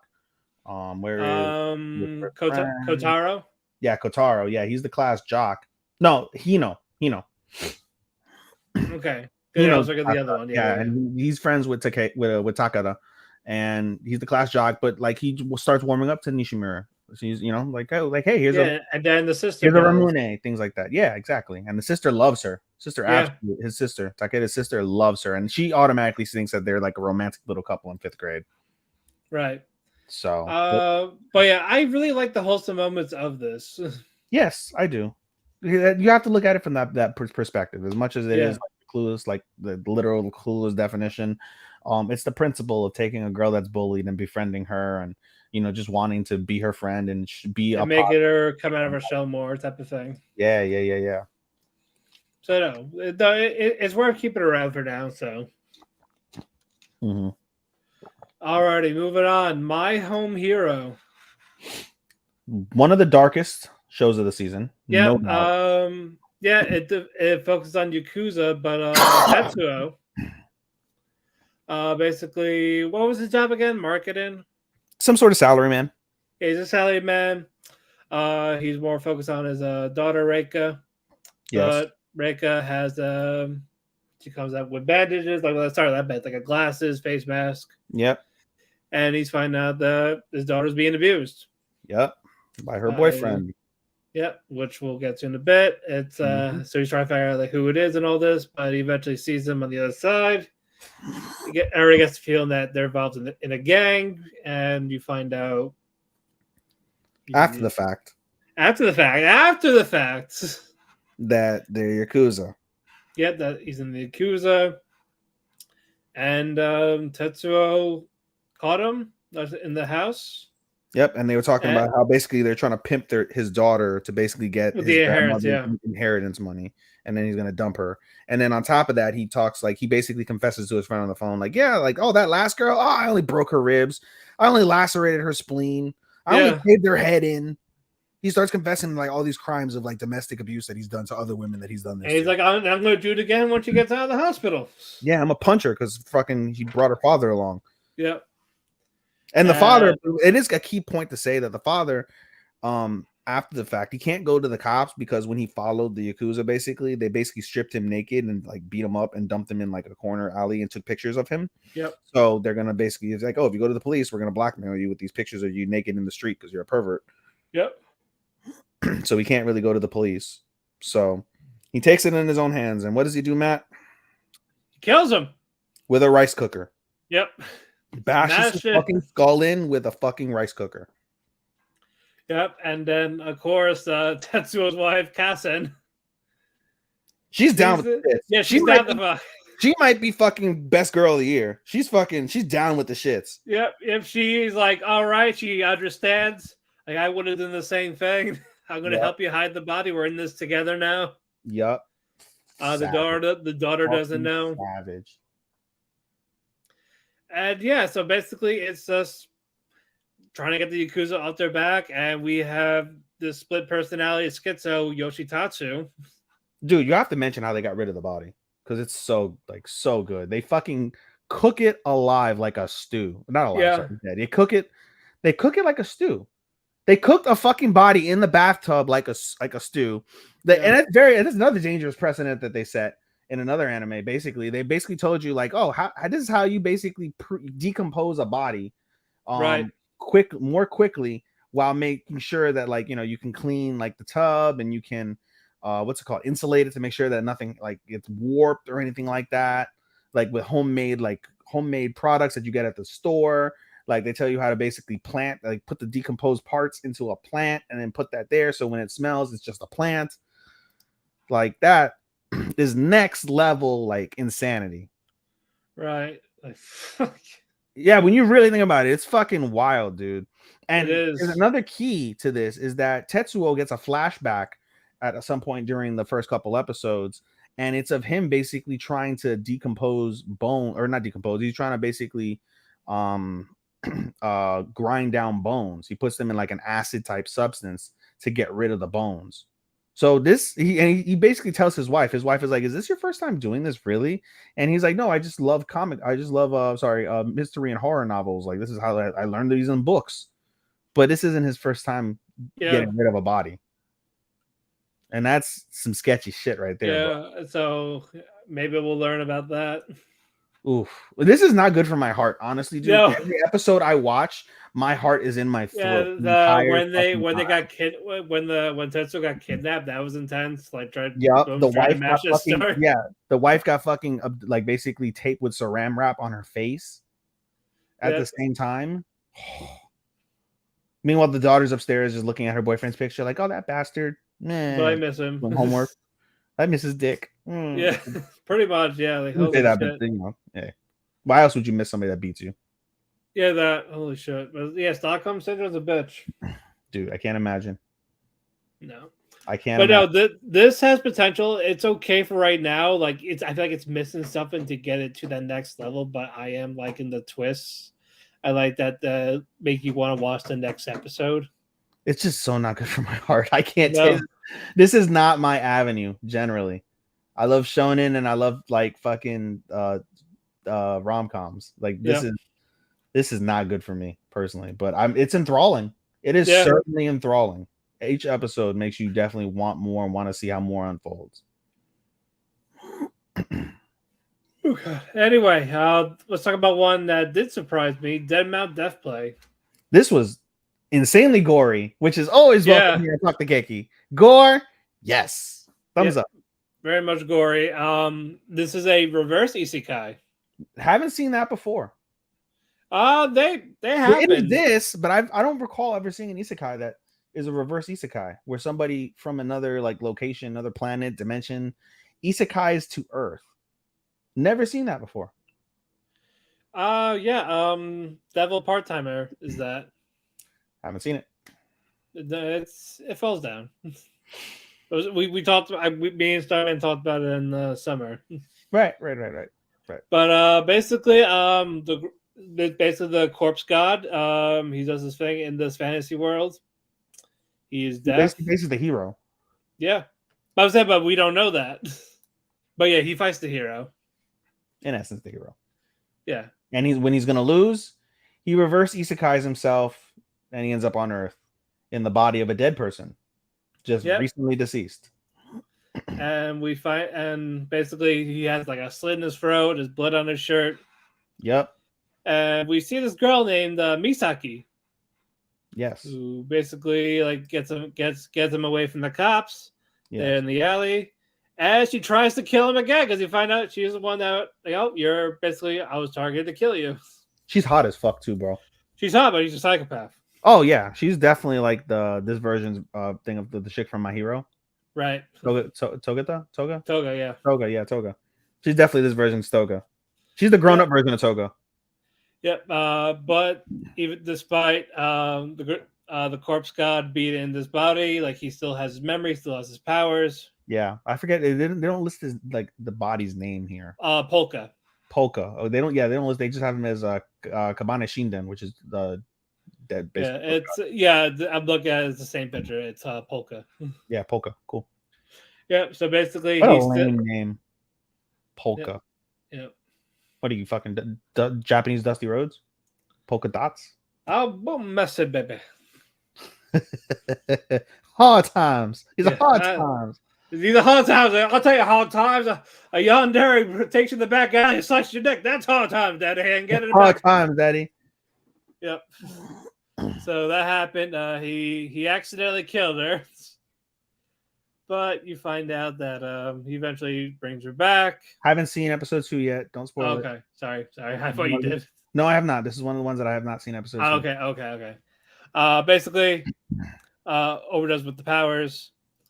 Now he's like waiting what to do now because I can't talk about episode 2, so it explains more of him. Sure, makes sense. But I would expect this to be like a generic, edgy, regular isekai. No, it's a gory reverse isekai. Yeah, and it's actually good. Yes. So I thought this was one I was going to drop, but actually no. Nope, we're not dropping it. Yep, I like the dark atmosphere of it. But yeah, it's on Crunchyroll. Like most of these. Yep. You didn't mention the other one. So Dangers in My Heart is High Dive. That's a different one. That's High Dive. Yes. All these other ones so far are Crunchyroll. Yeah, I said Home Hero was Crunchyroll. Yeah, but just reiterating because you didn't say about. Right. Sorry. Moving on. Konosuba. Hilarious. Explosion on this wonderful world. First off, Kazuma is fucking the narrator. I love that. Great. Fucking great. The other part that I pissed myself laughing last night because I watched it last night, the first 3 episodes. Yeah. Is in episode 2 where they're using the powers and this guy shoots magic out of a fucking baguette. Yep. I was like, what? There's a wand. He takes a fucking baguette and just fucking power. That was hilarious. And like I said, this show is just fucking hilarious. Basically, but yeah, this is a spin-off of Megumin before she goes to Kazuma. Yeah. So it's the Prism Academy. Yeah. Before she learned the explosion magic, but yes, we find out how she got inspired by it. It was from her sensei. Yeah. No clue. Well, we can look at the thing, I suppose. I'm not seeing her name. Shotomate kudasai. Nope, you don't. No, but yeah, you get stopped by this. So basically, it's like, what do you really want? World domination. Can't do that. I want tits like yours. Can't do that. Yeah, what can you do? And she's like, wait, how old are you? You shouldn't even be worrying about tits. Yes. She's like, but 8? No, I think she's 12. Really? How old is? I thought she was 14 in the original series. Yeah, but it's not that far off. The Academy. Mm-hmm. Yes, I'm gonna assume between 11 and 12. It's always weird when I see because I love seeing the Aqua hentai, but when I see the Megumin hentai, it's like it's a little off. Yeah, it's a little bit. It's a little off for me. But no, you find out she really wants to learn explosion magic because to her it's the coolest thing she's ever seen. Wait till she sees the real explosion magic one day. Yeah, one day. But basically, everyone's like everyone's telling her not a good idea. No, even the high archmages like laugh at it. It's joke magic because there's no application for it. And okay, there's like no positives. Wait till you see Konosuba, then, motherfucker. Yep. Explosion! Pass out. So we got that. We see Yu. We see the other. I love. There's one name. There's one name for one of the girls, the Donka or whatever the fuck her name. That's a funny fucking name. The Donko. The Donko. That's a funny fucking name. Yes. That's a very funny name. Yeah. But yeah, basically the rest of this is gonna be the Academy when she learns her spell, and we'll probably get an Easter egg of Kazuma and the others at the finale. Gotta think so, right? Yeah, I would hope. I would hope so. Can't wait to see fucking useless Aqua. Yes. And fucking masochist fucking darkness. Oh, love them. I love Darkness. I love Darkness too. I didn't Yeah, like her at first, and I really like got into her, and I was like, that's the type of woman I want. yeah, Yeah, get but rich no, from ass whooping. I love it. yeah, but no, this was a lot of fun. It's so fun. It is very fun. But I again, Megumin's funny. She I is. can't wait. Her facial, See. I love. You know what I love is her facial reactions. Like her facial Yes. expressions are really fucking hilarious. Agreed. Yes, Alrighty. Insomniacs After School. I adore this anime so fucking much. Yep. Is So, as they expect, Ganta and Isaki. yep. They Isaki, are- I hate the way you fucking pronounce things, you fucking white man. God damn it. Anyway. Fuck. Basically they are insomniacs that they cannot sleep. Yes. For various Okay. reasons. We don't know Isaki's reasoning for not being able to sleep so much, but we see in episode 2 basically like Ganta has, I think, is he a drunk? Is his father His dad a drunk? is. His dad Yeah, is. dad's a drunk, right? So, you know, he doesn't really get much parental love for what it is. Yeah, and he's basically trying to take care of the house when the dad's a Drunk on drunk, the couch. Yeah. pretty much. But no, they meet up in the astrology room because that's also a club that's been closed off because there's rumor of someone dying. No, the dying did happen. There's rumor of a ghost. Yeah, okay. Yeah. So basically, what happened is they have an astronomy club, and this is a science high school. So they have, excuse me, they literally have their own astronomy like tower, which is absolutely bonkers considering that's a high school that has a fucking astronomy tower. But regardless, they have one.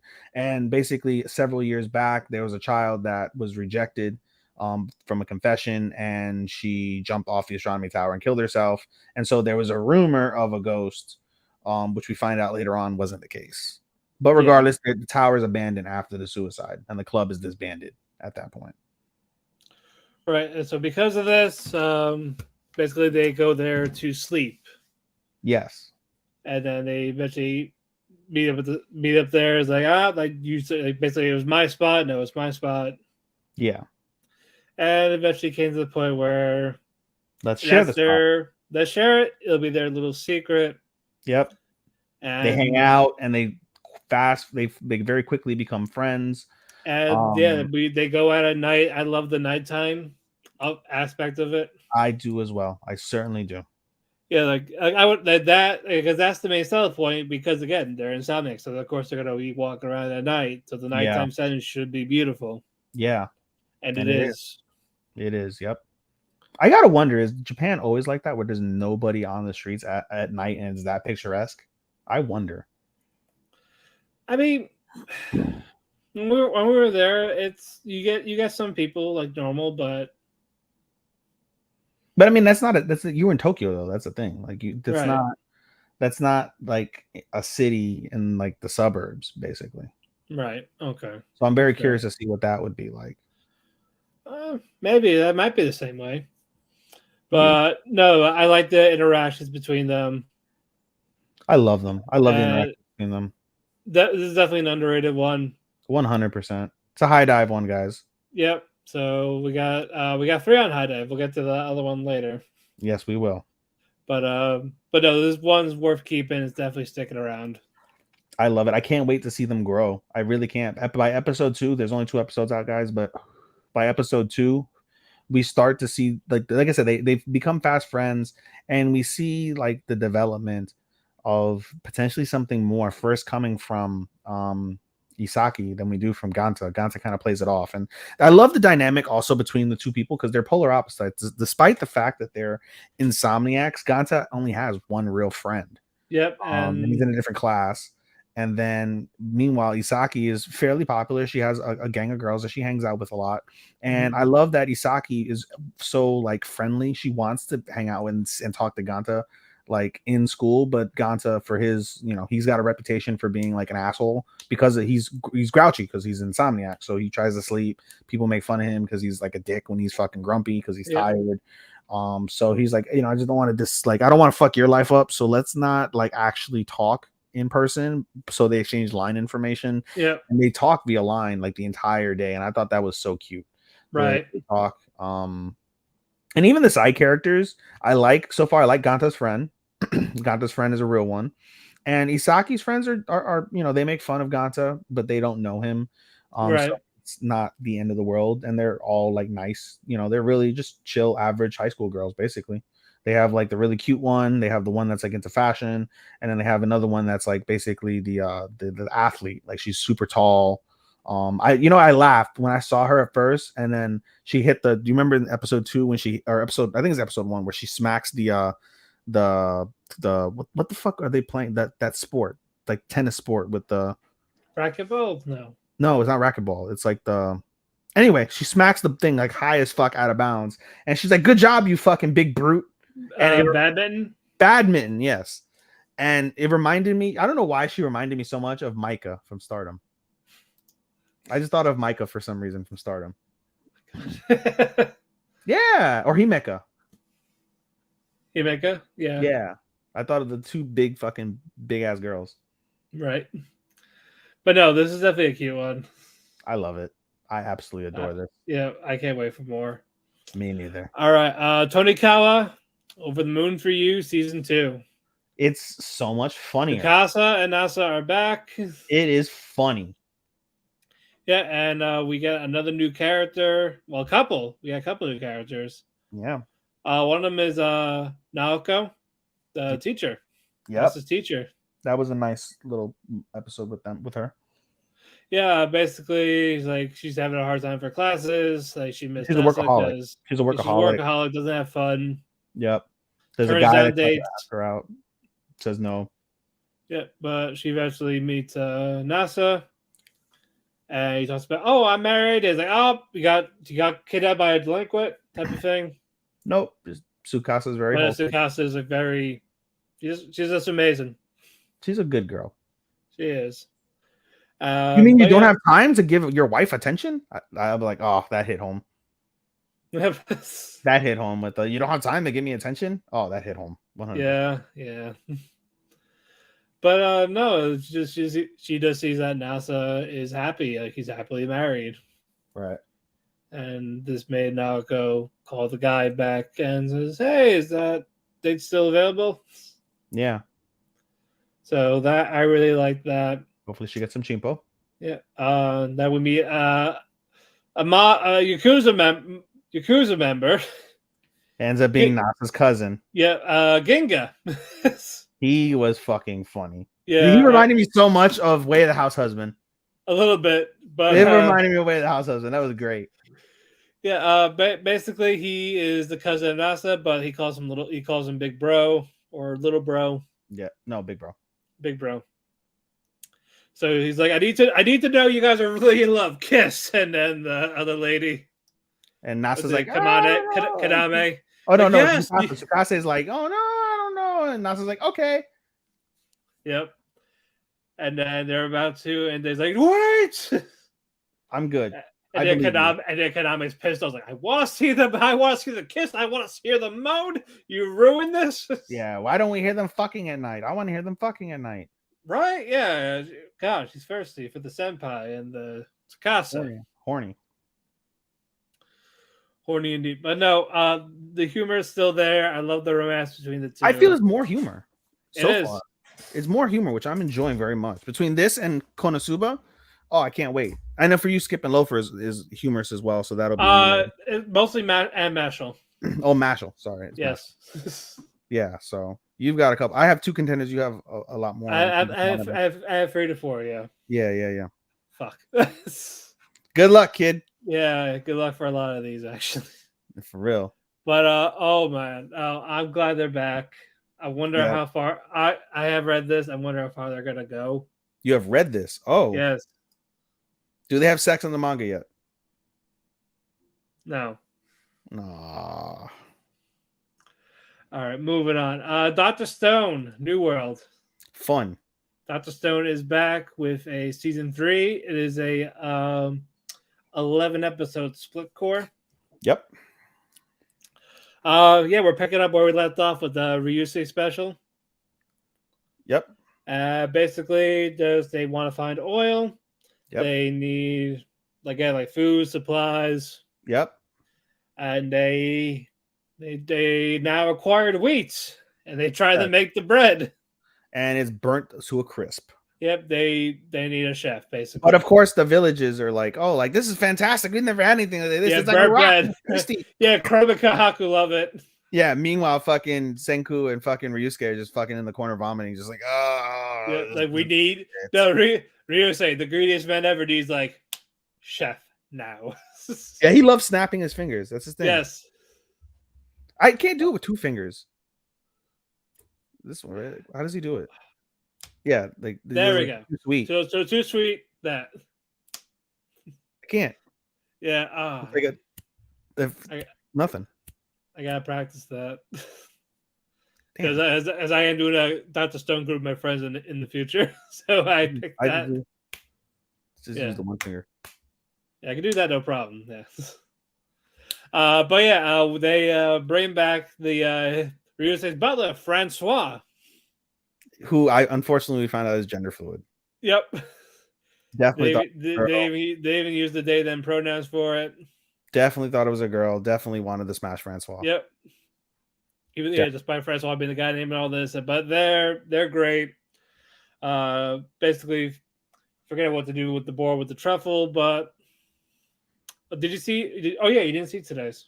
No, I've not seen today's episode. Oh, so I can't go further. But no, they bring back. But yeah, you're missing an important part. So the whole reason how they got Francois in the first place is they found out the reporter had a little like one a little bit of revival fluid of the revival fluid, and so they're like, we needed to revive a chef.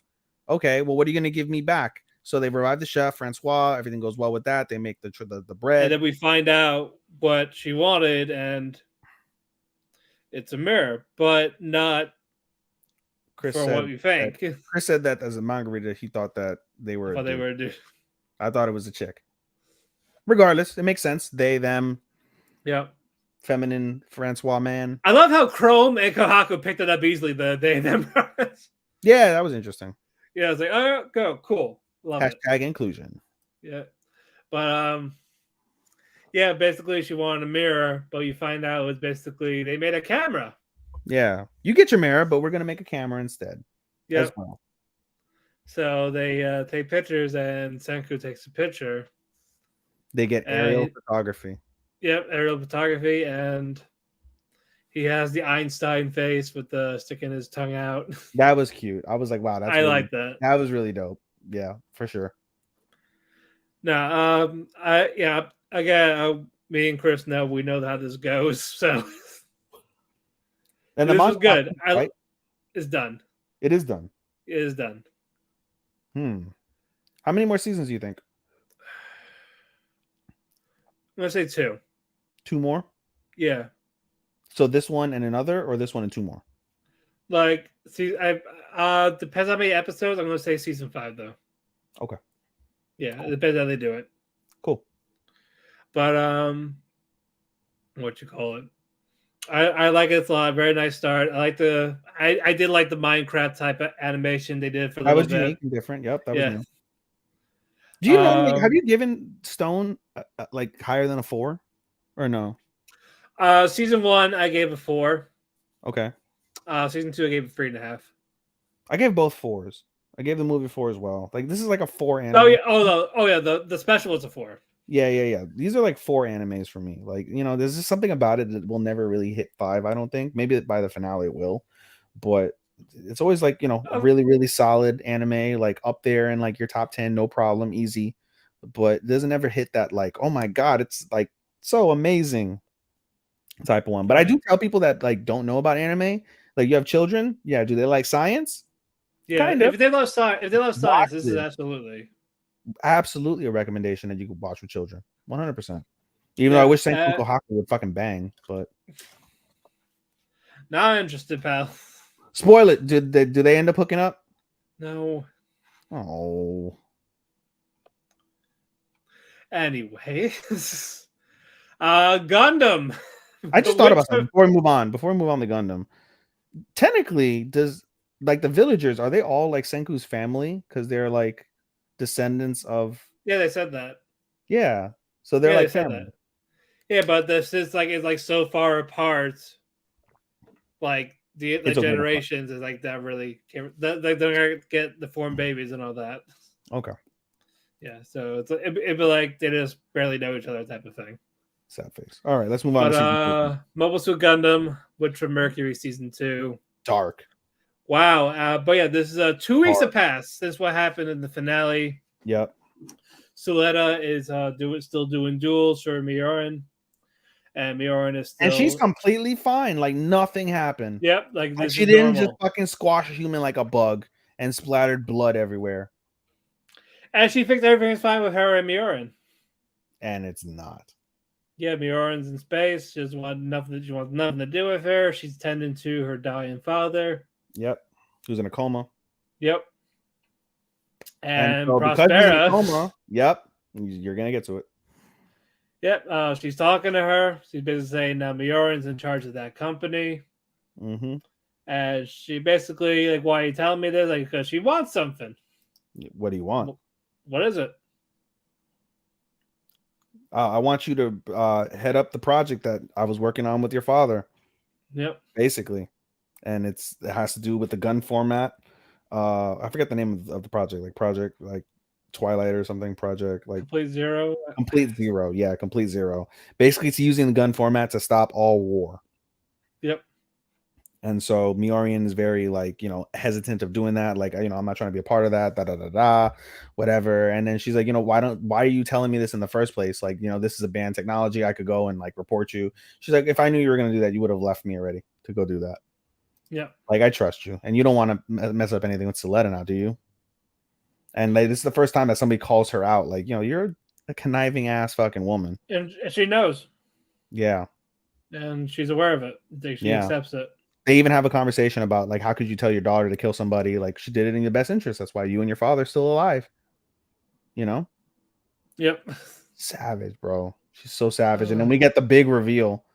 We'll get to that in a bit. But yeah, poor Nika, like poor like these other people. Because again, like they're like humans dealing with that drama, like they almost died. Mm-hmm. Everyone has PTSD.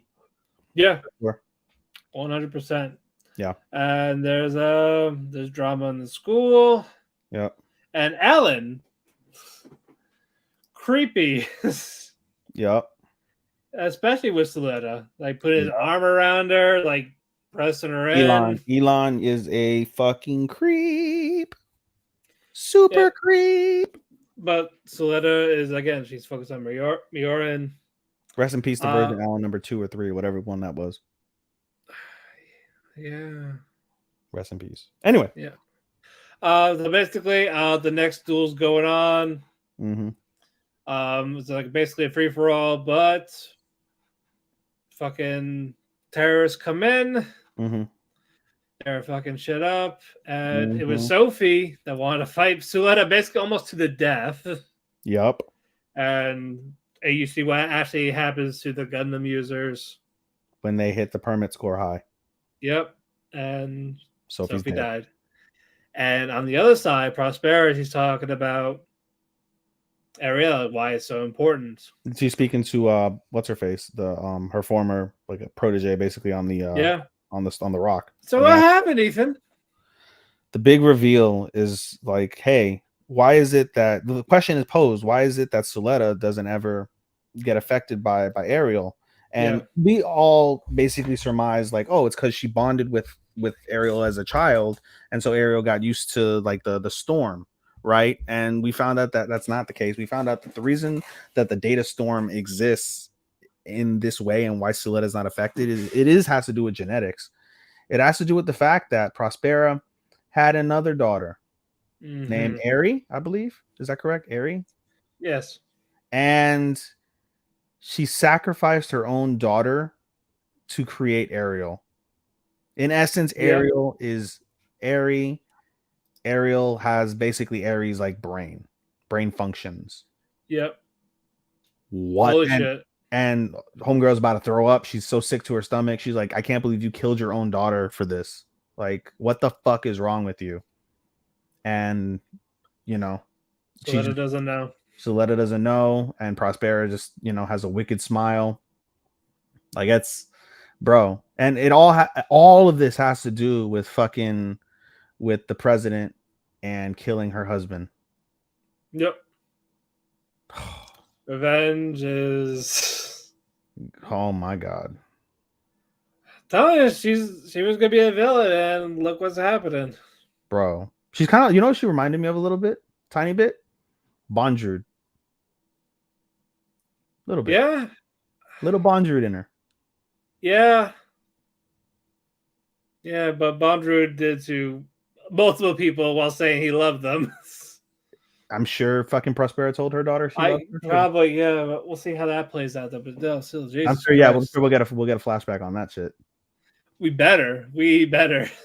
Do we? I mean, it's like, do we want it? Yeah, we do. We fucking do. But no, great stuff. It's, bro, if it was just on these 2 episodes, it's a 5. Yeah, no, it's gonna be. If it's just on these 2 episodes alone, it's a 5 series. Yeah, we're gonna talk about all those issues with everything after we're done here. Oh my god. Moving on, so this one you picked up because of me. Yes. Heavenly Delusion.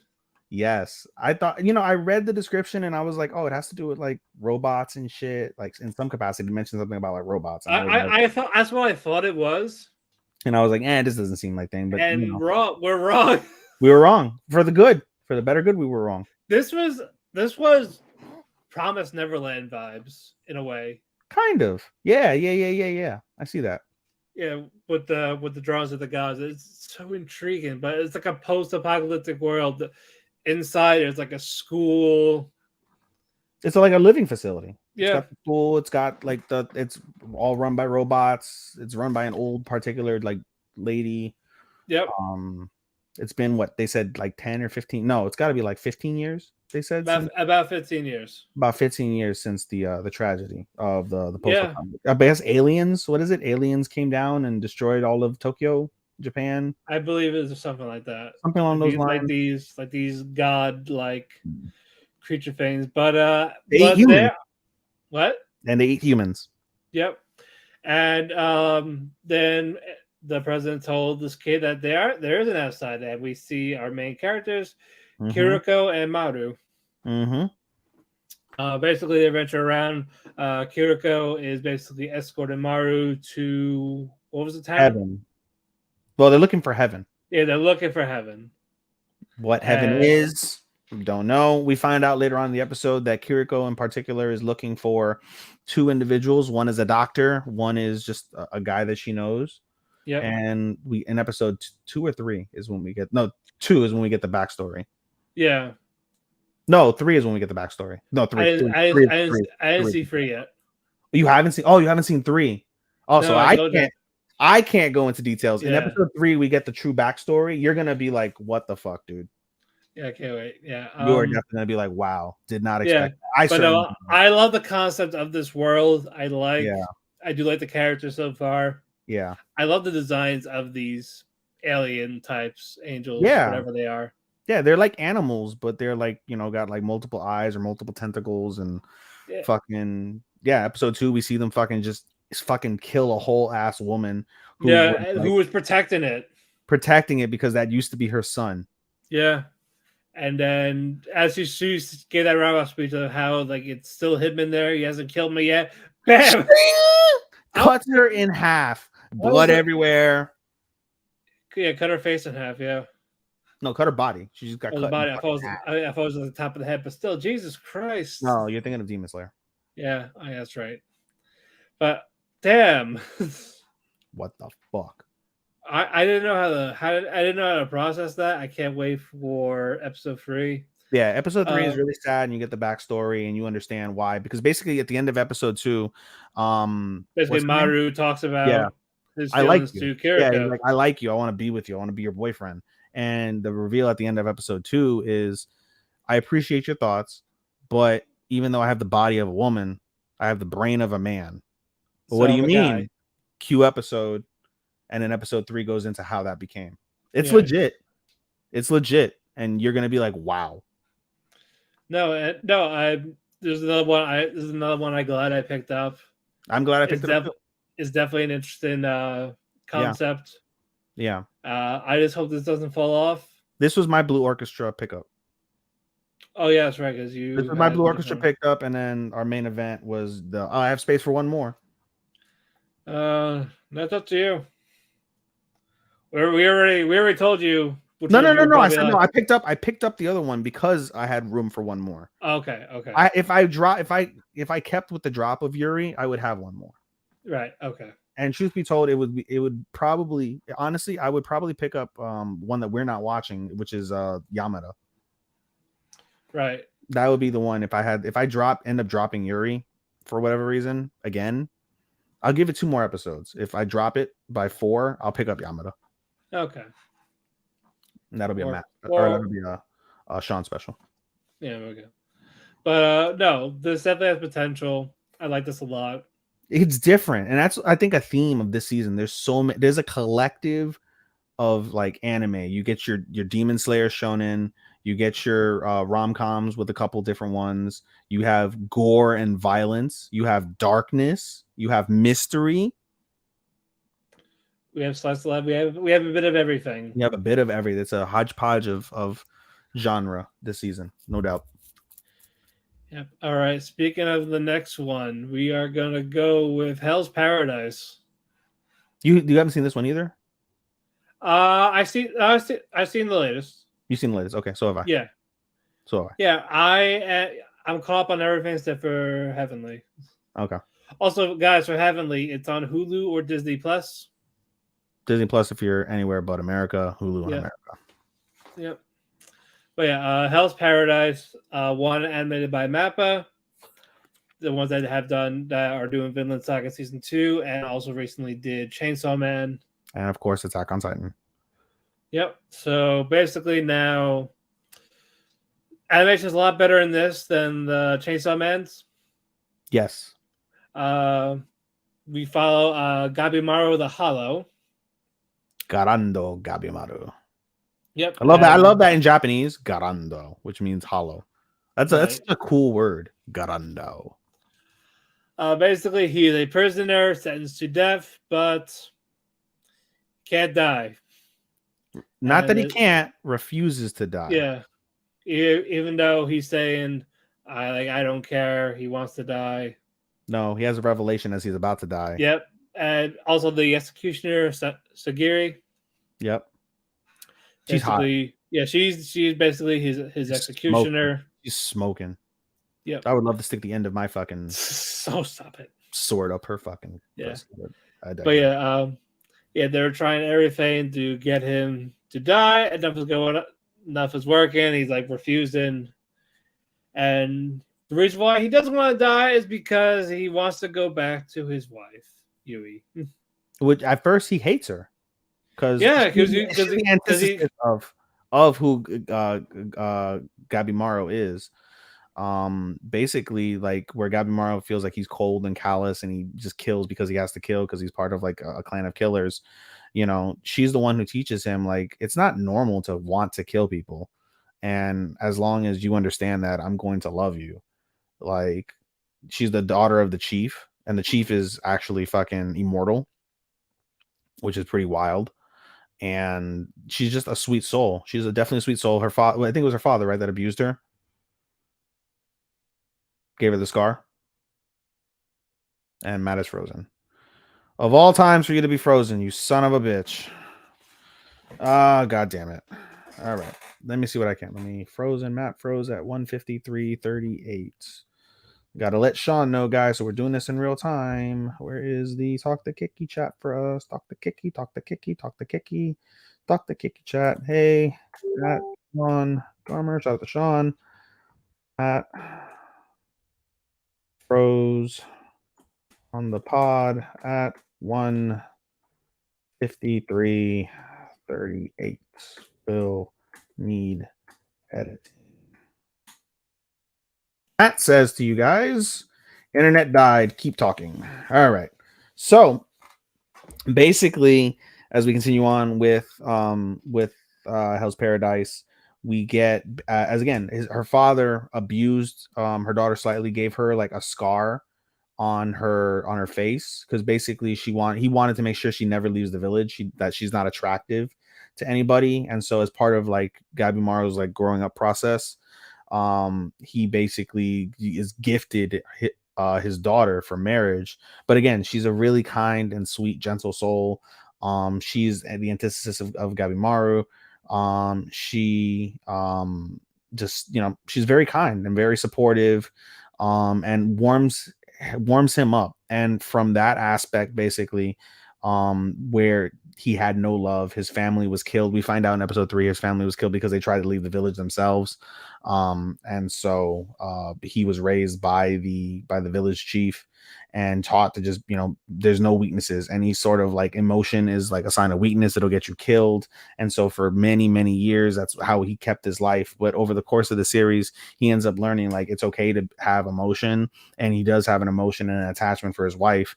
Whereas he hated her at first, he wants to go back to her. Where he wanted to throw away his life, now he wants to fucking get back to her for that reason as well. So that's a really nice story. And just in terms of the way that the series is, it's really fucking twisted. Like basically the story, the main plot line is that the Japanese government, the shogun, there's an island far away from where they're located that has an elixir of immortality, and he wants the elixir. They've sent plenty of crews over to that location. Hey, buddy. I was going over the synopsis of Hell's Paradise while you were there. Okay. So basically, I was saying that the nuts and bolts of it is that there's an elixir of life. They've sent plenty of crews over to the island, and they all come back either missing, dead, or dead via like flowers growing out their ears and like crazy shit like that. Like it's really odd when they arrive on the island eventually in episode 3. You see that it's a beautiful paradise, but when you look at some of the creatures there, they're made from like a particular like god or human. Like the bugs have like a human face, right? Like, it's super twisted, which is like so weird. And this is another series that has plenty of blood and gore, lots of action, lots of fighting. You see like in episode 2, you see basically like an all like death match basically between all these like fucking these death row inmates. It's pretty savage from that perspective. Right.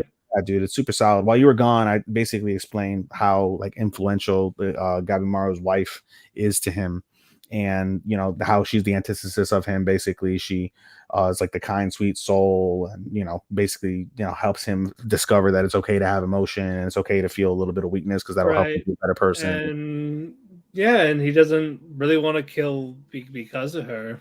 He doesn't know, but he will. Yeah, we saw that in episode 3. Yeah, yeah, he does. All right.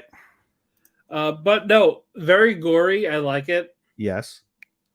And I enjoy the other characters. I want to see Gabimaru do his thing. I do.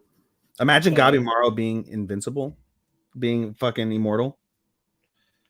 That's what I'm thinking. You gotta think that's what he's gonna, because there's no way you get the elixir of life and don't take it yourself. Or he drinks it, or gets hit with it, or something. I think he drinks it. He becomes immortal, and he ends up having to like destroy like the whole Japanese system for his wife. I have a feeling though, I had that when he gets back, his wife is already gonna be dead. I feel like that's the obvious thing that's gonna happen. Like he's gonna get back, his wife is dead, and he did all this. I have no idea. And he's gonna go on like a complete rampage.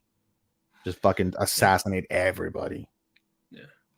I love the visuals of like him with the fire on him. Yeah. Yeah. Again, Mappa is doing their animation well. Yeah. Still doesn't beat Demon Slayer. Yeah, we'll get to that in a bit. Is that our co-main?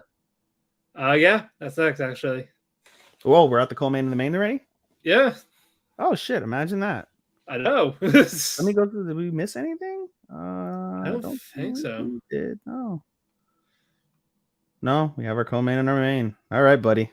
Yep, but no, I think this and Dead Mount Death Play are going to be the top for action violence. We should add a category for most violent anime. I put that in action. You consider that action? Yeah. I mean, but see, like there's difference though. Like action, like My Hero has a lot of action. There's not a lot of gore. Demon Slayer's got a lot of action, and like there's a lot of blood, but you can't call that gore. Yeah, but do we even watch enough to even put it its own thing? I mean, we can add as an exception. That's why I said violence, because we watch enough shows that have violence. So like 18 plus anime. Dude, we watch a minimum of 16 anime a season. So if we can get one, if we can get some for it, I think we should have a Keki for violence.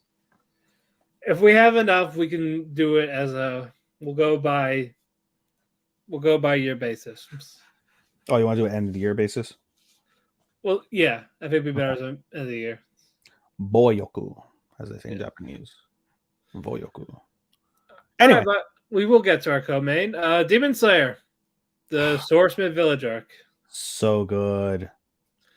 Yeah, the first half of it is the Upper Moon meeting. Yeah, and basically it's the second part after the so if you watch the movie consisted of, which I didn't watch, we didn't watch the movie, right? You didn't watch the movie? Yeah, it was basically like the last 2 episodes of season 2.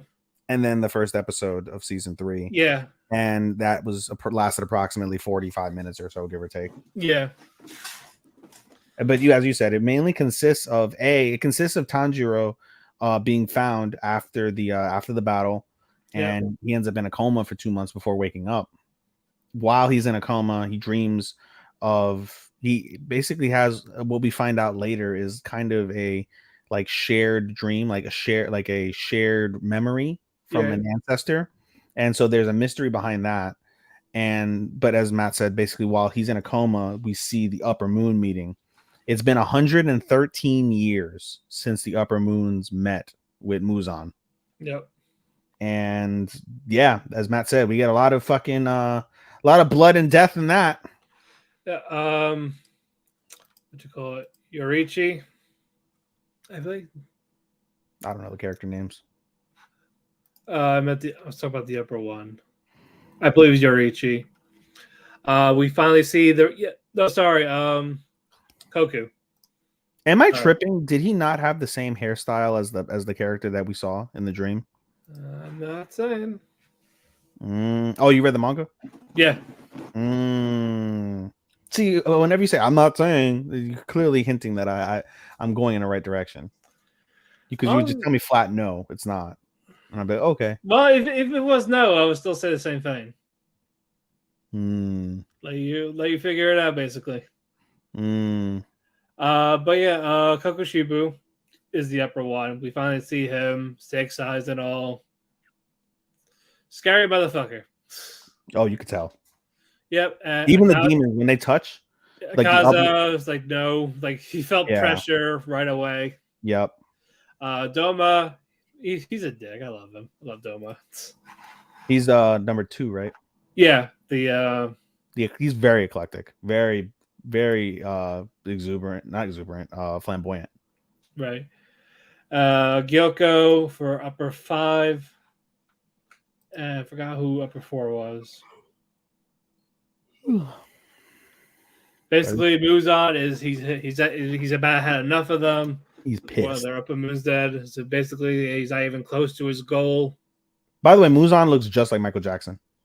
Oh yeah, that's why we called him that. That's why everyone called him that. Exactly. So basically, that was that. Of course, the upper 5 is his turn now. And then Tanjiro wakes up. Everyone's happy. Yep. And of course, Inosuke's from the fucking ceiling. That was creepy. Yep, he stayed there the whole time.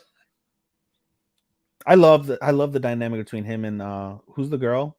Kaori. From the butterfly.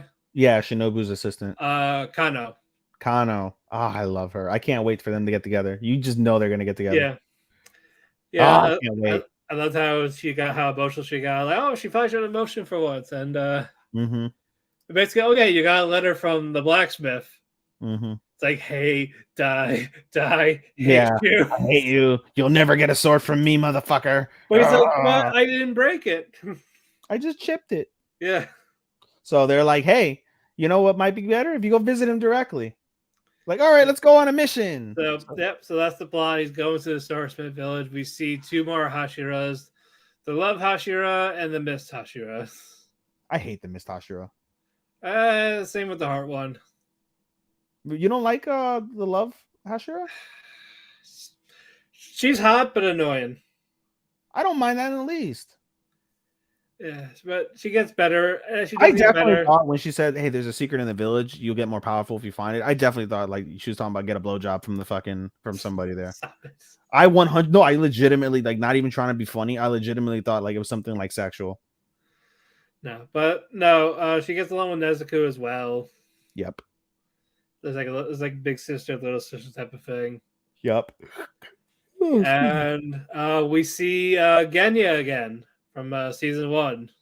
I didn't remember him at all. Yeah, he was the one that Tanjiro beat up because the guy that wanted a sword. He was like friend the two girls. Yeah. Yeah, and you're definitely gonna see more of him. You'll get his deal, but yeah, they consider him a essential character. When I was reading the analyst, he's considered an essential character. We don't get. I noticed they don't put. They didn't put Rengoku, not Rengoku. Zenitsu as a main character this series because he's on a faraway trip. Yeah, he's not. Yeah, he's not involved in this fight. He's not involved in this arc. Nope, they're both not. Really? Oh, not Inosuke either. Mm-mm. Oh wow. Yep, it's the Mist and Love Hashira. Yeah. Yeah, but yeah, basically they're all like the main factors. Hold on, before we continue. So they had one Hashira go against the 6, 2 against the 5. Are they going to start increasing them each like battle up until like we get to Muzan and we get the well, I can't imagine. No. I thought you'd go like by the time they go to like Upper Moon 1, like you're gonna have like fucking what's it called? Like all the fucking Hashira basically against Upper Moon 1. Good luck. Yeah, I heard it. I remember Angel saying like, "Yo, he's like OP as fuck." Yeah, you'll see why, but but no, that doesn't happen. The next season is the last one. Really? I can tell you that right now. Really? Yeah, because the next arc is the last arc. So in the manga, then do they rush it? It does feel it a bit. We're not gonna get like another movie and then the you gotta think we get another movie and then the finale. No, the next arc like in between is like 6 chapters. So you could do that in the 1 hour special finale. You could do it in that or an OVA for the last season. It would have to be a 24 episode. Okay. With the Upper Moons and all that, it would have to be a 24, not a 11 or 12. So then they could probably do it in 2 seasons, unless they put in the guy. But you can't split it. Yeah, that's the thing. You cannot split it. So it'll be a split core. Yeah, it would be a split core. It would have to be a continuous 24 episode season. But yeah, Muichiro is a dick. The Miss Hashira. He's a piece of shit. I didn't realize he was younger than fucking Tanjiro either. I was like, wow. Yeah, he was like bullying his blacksmith. Yeah, because he wants the key for the mecha doll dummy, which the mechanical dummy ends up looking like the same exact character from that he saw in his dream. And we find out the mechanical dummy is over 300 years old and it was based off of a previous swordsman. Yep. They said that it was and they even had, so powerful. Skills. His skills were so OP that one sword didn't. He had to put 6 arms with 6 different swords to duplicate. And the mechanical dummy has 108 different pre-programmed moves, and that's fucking nuts. And they said like it's like technology that hasn't been seen like before or since. Yep. So it's irreplaceable.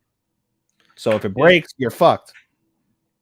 Yeah, but Kotetsu is confident that he can repair it. So. Yep. But basically people were saying like, how is Tanjiro not an upper Hashira or upper one? Because he's not skilled. He's just a guy that got lucky with he knows breathing techniques, sure, but he doesn't know like proper fighting. He doesn't. Mm-hmm. He just knows how to swing it. He doesn't have the instinct, which is what we learned with the Mist. No instinct, no technique. Mist Ashura does so well because of instinct, and that's basically what he's gonna learn, and he eventually does learn. He learns how to be more instinctive in his battles. It culminates basically in him finally defeating the mechanical doll, and breaks it. He breaks it, and he reveals the secret that the Love Hashir was talking about. There's a sword as the centerpiece of the doll, and that's where that episode 2 ends. Yep. I wasn't too crazy for it, but I loved the meeting. Like the first the meeting was amazing. I love that. I just love Demon Slayer in general, so I was in heaven watching this, dude. I was 100%, and then of course the animation. Nothing this season beats this animation. This is what Ufotable is 100% known for. This is why Ufotable only has Demon Slayer as its fucking lone animation production. No, they have a fake. They did the Fate series. Oh, fake Grand Order, yeah.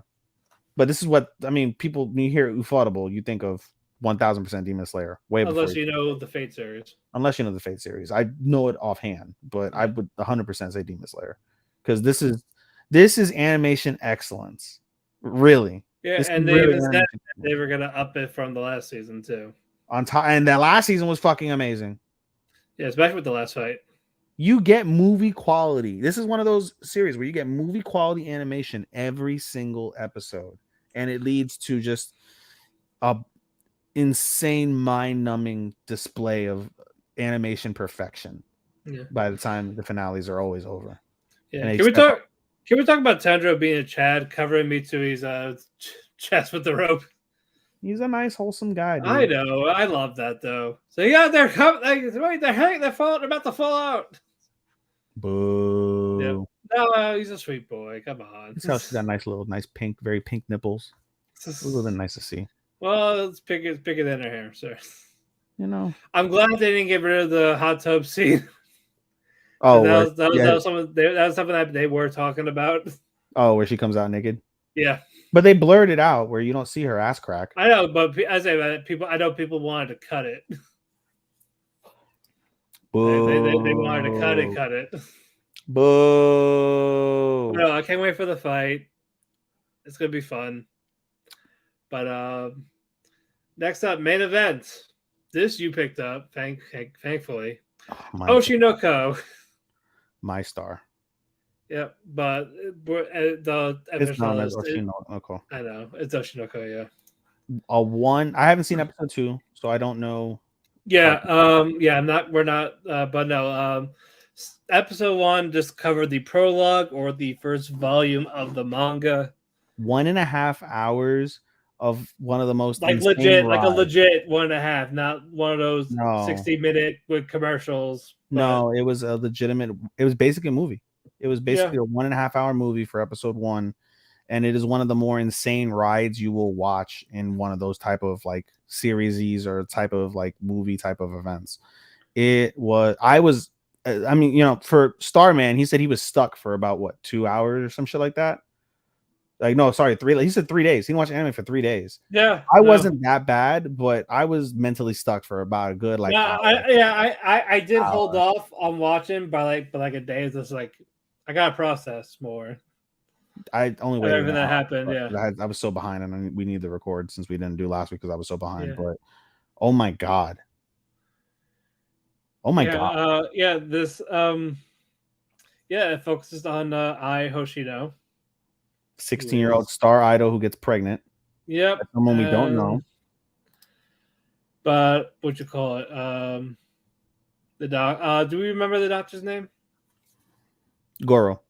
Yeah, Goro. Basically, he's a fan of Ai, despite being a doctor. Yep, and he's a fan because of his previous patient was a fan of hers, and then she passed away. Serena. Yeah, and she passes away, unfortunately, due to illness. Yeah, and they were talking about reincarnation. And would you love to be reincarnated as a daughter of an idol? Nah. Yeah, he doesn't believe that type of thing, like superstitious. Yeah. He's very analytical and literal. Yeah, and basically the manager was talking about the pregnancy with I. Yep. Like, hey, this is gonna ruin your career. Yep. Like, basically, you learn about the entertainment business in Japan Throughout the movie, throughout the whole thing. and it's not Like, fun. like basically like how they see a pregnant idol. Yep. Because again, you're supposed to love everyone. Yep. They see that it's a bad image. It's just Yep. The type of how acting. little they make. Yep. Basically, once they start doing side jobs, it's basically over. Yeah, basically. They talk about people that once they go solo specifically. When they go Yep. solo, very rarely do they make it. So that's Yep. why you see idols that graduate, and then like within a couple of years, you see them doing like fucking like host jobs. They're like hostesses at like high end bars, or they get paid to be like high end escorts, where they're not like having Yep. sex, but they're just being paid to go out to dinner with these like rich people, basically, And drinking with them, yeah. drinking with them and just having dinner, which is quite sad. I always found that sad. Like there are people that pay for like hot people to just talk to. That's kind of sad, dude. It is. But so basically she wants to keep it. So she's like she wants to find a way to keep it secret. Yep. So Goro is like going with them, like with the process, like her going like doing physical stuff, the sonograms. And we learned she has twins. Yep. That's a whole lot of nut. For the first time, I always laugh because in hentais, right? You see these the men just come buckets. It's just a fucking I know, blood of conflation overstuffs them and all that shit. And like 95% of the time they don't get pregnant. And here we are. She got fucking twins. Yeah, and then you don't find out who the dad is either. And that's critical. That is Matt Jones. I'm there too, buddy. I only got 3 hours of sleep. But I got lucky. I took a 2-hour nap after work. I know, we're almost done. But basically, she's going to labor. First, a C-section was recommended, but don't want the scars. I could do regular birth. Yep.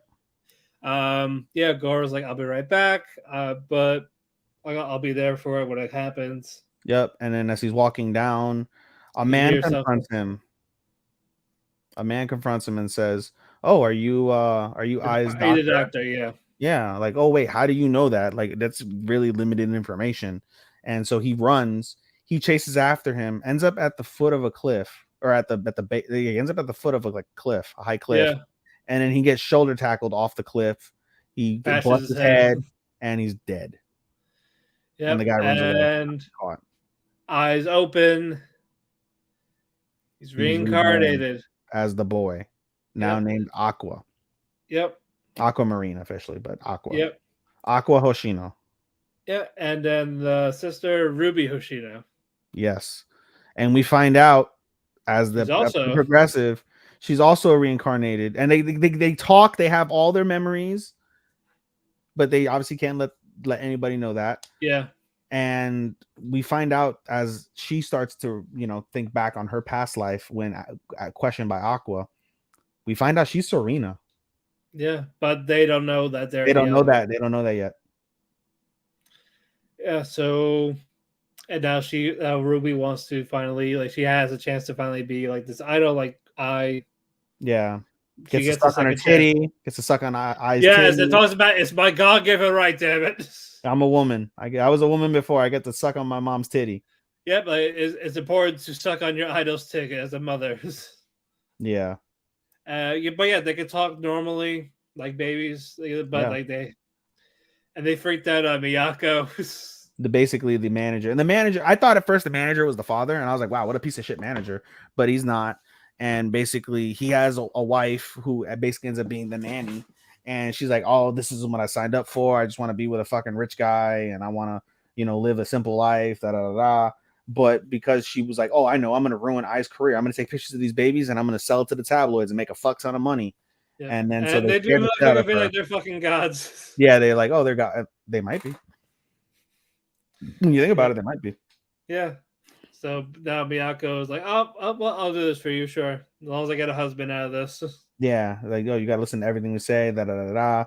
And you just basically see I do her best to be a mother while still being a young girl and, dealing with all the pressures of being an idol. Things pretty much go well for the most part, right? You see her struggle a little bit, like, Yeah, the hate comments are saying she doesn't express herself, like she has no emotion, saying yeah, it's fake. yeah. And when she sees And her I kid, talks about it, like she admits her stuff is fake. yeah, Like, she has a real real self-reflection. She's like that the life of an idol is built on lies, and that's something that her manager told her. Like, that's what lies, got her interested in doing it. yeah, lies are an expression of love, which is a really dark reality when you really think about it, because it is kind of true. And so, lies are an expression of love. There is such thing as beautiful lies. Like, it's okay. But because of that, I ends up like basically confounding her own life with her lie. Like, she does until the very end, she doesn't say I love you to her kids because she's scared that when she says I love you, it's a lie. Yeah, she wants to mean it. She wants to mean it, and she always thought like I'll never have a meaningful relationship. She didn't grow up with a family. She grew up in a children's home, so she didn't understand any of that. So it's very powerful from that perspective. And so their life continues to basically progress. We see like I said, get some side jobs, and She gets a filming job, and yeah, director Taishi. I love Taishi. yeah, he's gonna be critical. Yeah, and basically he's talking to Aqua, and basically he slowly takes Aqua under his wing. Like Because he sees like how brilliant he is. Like, yeah, you're not a normal baby. Yeah, basically. And he's like, Yeah. you're 1 year old and you're talking like you're a professor. Yeah, no, that's not normal. Yeah, But so basically, yeah, he thinks that he should be an actor. yeah, And he's like teaching about the acting gig, especially for child actors, and like how yeah, there's like 3 different types of actors. Like you learn all this. yeah. Like you get the star who does okay all this, but you need someone that's also The real talent. the real talent, And that's a side character. and then you need the eye candy, the name, someone with a name That'll bring in the fans. Yeah, like even people that don't they want the pretty girl basically. Yeah, and that's what it is. But I does so phenomenal that in order to not outshine the other girls, they cut her as much as possible. Yep. And that pisses off Aqua, and Aqua calls the director. He's like 3 years old at this point, calling the director, like, what the fuck are you guys doing? How could you shortchange my mother? Da, da, da, da, da. Whatever. Well, not my mother, because they have this pact basically that as long as I's an idol, no one can know that they're her children. So yeah, they're just like close family friends of I. Yeah. And so the guy's like, all right, I'll tell you what, I'll give your mom a significant part in the movie, but you're gonna be in the movie too. Yeah, and he does have the creepy Charlie. It was something exactly he was looking for. While this child star Kana, Yeah, she's like star, like she's like spoiled type of thing. really bitchy. She gets star power just went to her head. Yeah, but when she saw how good Aqua was, it made her self-conscious. It's like we got like do it over again, but nope, doesn't happen. Yeah, and we also got a nice moment with I and Ruby when Ruby was trying to learn how to dance. So I was like, that was really good. Yeah, and that was really depressing because of the fact that like, oh, Aqua, I'm sorry, I noticed like, oh, he notices the Ruby like, oh, you're so good at falling, and then Ruby just internally busts out crying. Yeah, because when she was in the hospital, she tried to walk, she would always fall. She's like, if I didn't brace myself, I would die because I would hit my head. So I've always learned to brace myself whenever I'm walking because I know I'm gonna fall. But I just lets her know like, hey, you have a gift, you should do this. And like, because of the fact that she now has a wonderful body, that she can do stuff in, she learns how to dance, and she's a wonderful dancer. Wonderful dancer. And it's a very emotional moment in and of itself. However, things take a dramatic turn when I hear the conversation. Yeah.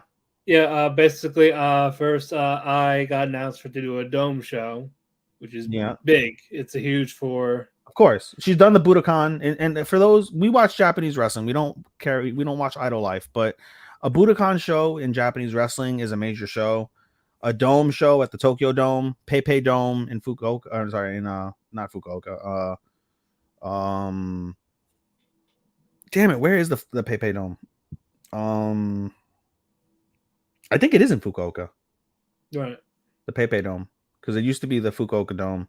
That was where Nakamura and Okada had the G1 final. Right. And so, but no.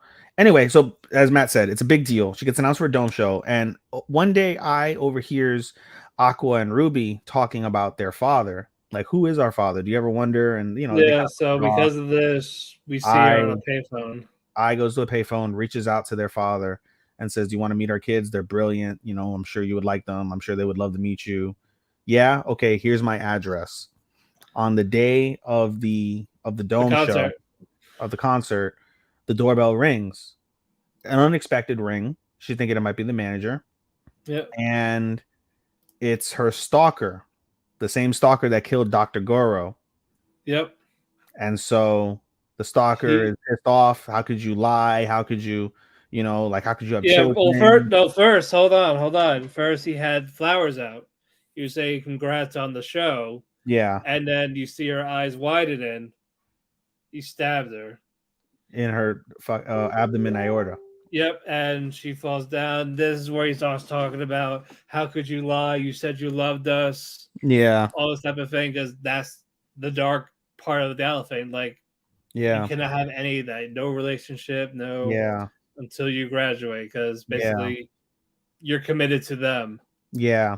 And I got up like weekly, like talking about how he's right, like I did. Yeah, I was alive. All this. And then Ryosuke, that's the guy's name. He's like, I bet you don't even know me. And she's like, I remember you. Like, yeah. He gave me I still have the gift on my mantle in the living room. Yeah, so Ryosuke realized, I fucked up. Yeah, he runs away, and we find out later he commits suicide. I was gonna say that after the fact. Well, we find out later. Yeah. It's kind of not important because of the fact that there's something more important beyond that. So that's why. But yeah, I is like she's like fell down back of the door. She's bleeding out. Everywhere.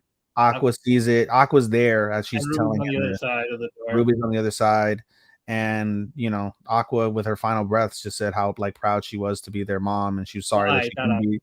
Huh? Not Aqua. Sorry. I said that she was proud to be their mom, and she was sorry that she couldn't be the mom that they deserved. And she says that she loves them for the first time, and she's like, "Wow, it's not a lie." Yeah, she meant that. You just see the star in her eye, slowly disappear. It was dimming and gone. Blank. Oh, that was sad. That was really sad. And you hear Ruby on the other side bawling, crying. Aqua's covered in her blood. Yep. He's a traumatized boy now. He's a traumatized boy. So the funeral happens. Everybody's upset. And basically, as they're sitting in the car, Aqua deduces, okay, so the stalker is the same person that killed me in my past life. So how would he know? How would he know this information? It was the manager knows. No, it's not the manager. Would it be the mom? No, we the mom was good by the time everything was good. So what's going on? And then he realizes the only other person who we don't know anything about is our father. Yep. Our father is the mastermind behind everything that's ever happened to myself and to I. And he vows. So now Aqua's vow is to kill the man who killed I. Kill his father. Yep. With his own hands. And he goes over to the director, as Matt said, and says, the director's like, hey, condolences. I don't really know what to say. And Aqua very coldly was like, that's not important. I have a proposition for you. I want you to raise me as your son. Yep. Because he wants that in. Because he knows, he basically also deduces that her father was an idol. That's how they met. They met as some sort of idol couple. Yep. And what you call it? Miyako, she talked to Aqua and Ruby she wanted to really be there for be their actual mother. That was depressing. That made me teary-eyed when she said, I don't care about the deal. I don't care about that. I just want to be your mother for real. And they accepted her. Yeah. And that was sad. That was where the episode, that's 10 years later. The episode ends with them 10 years later. They're going inside their freshman year of high school.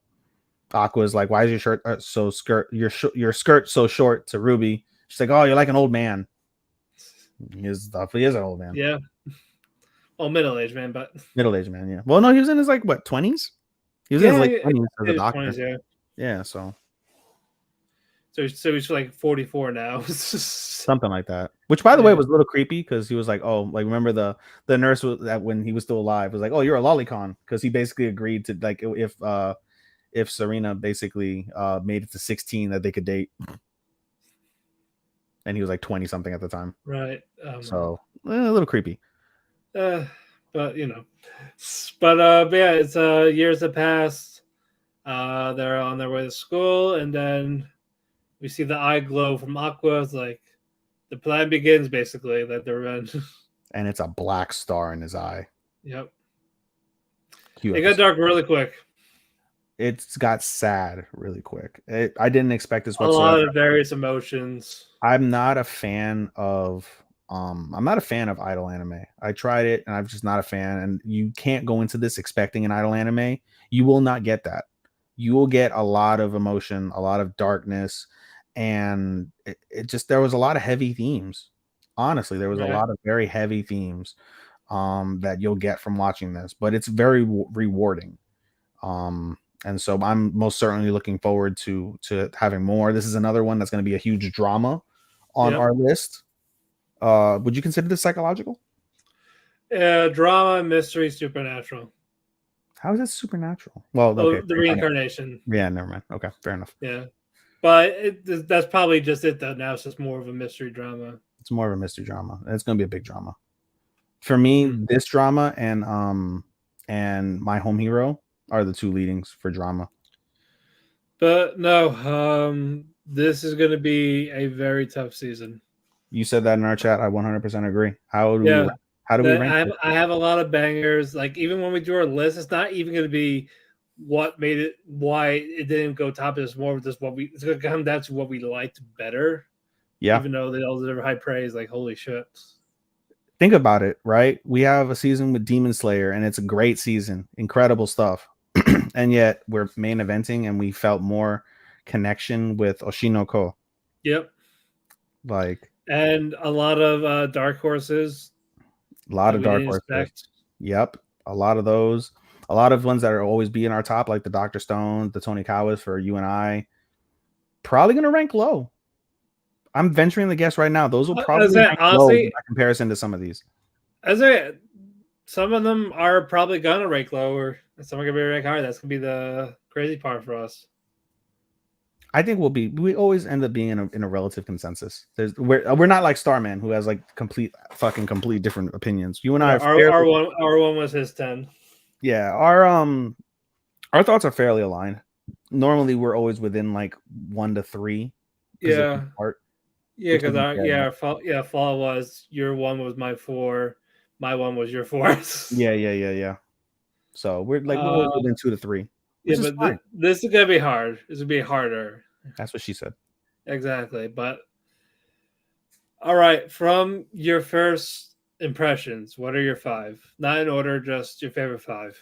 Oh, Jesus Christ. I gotta go to the list. Demon Slayer, Insomnia, Gundam, Oshi, Konosuba.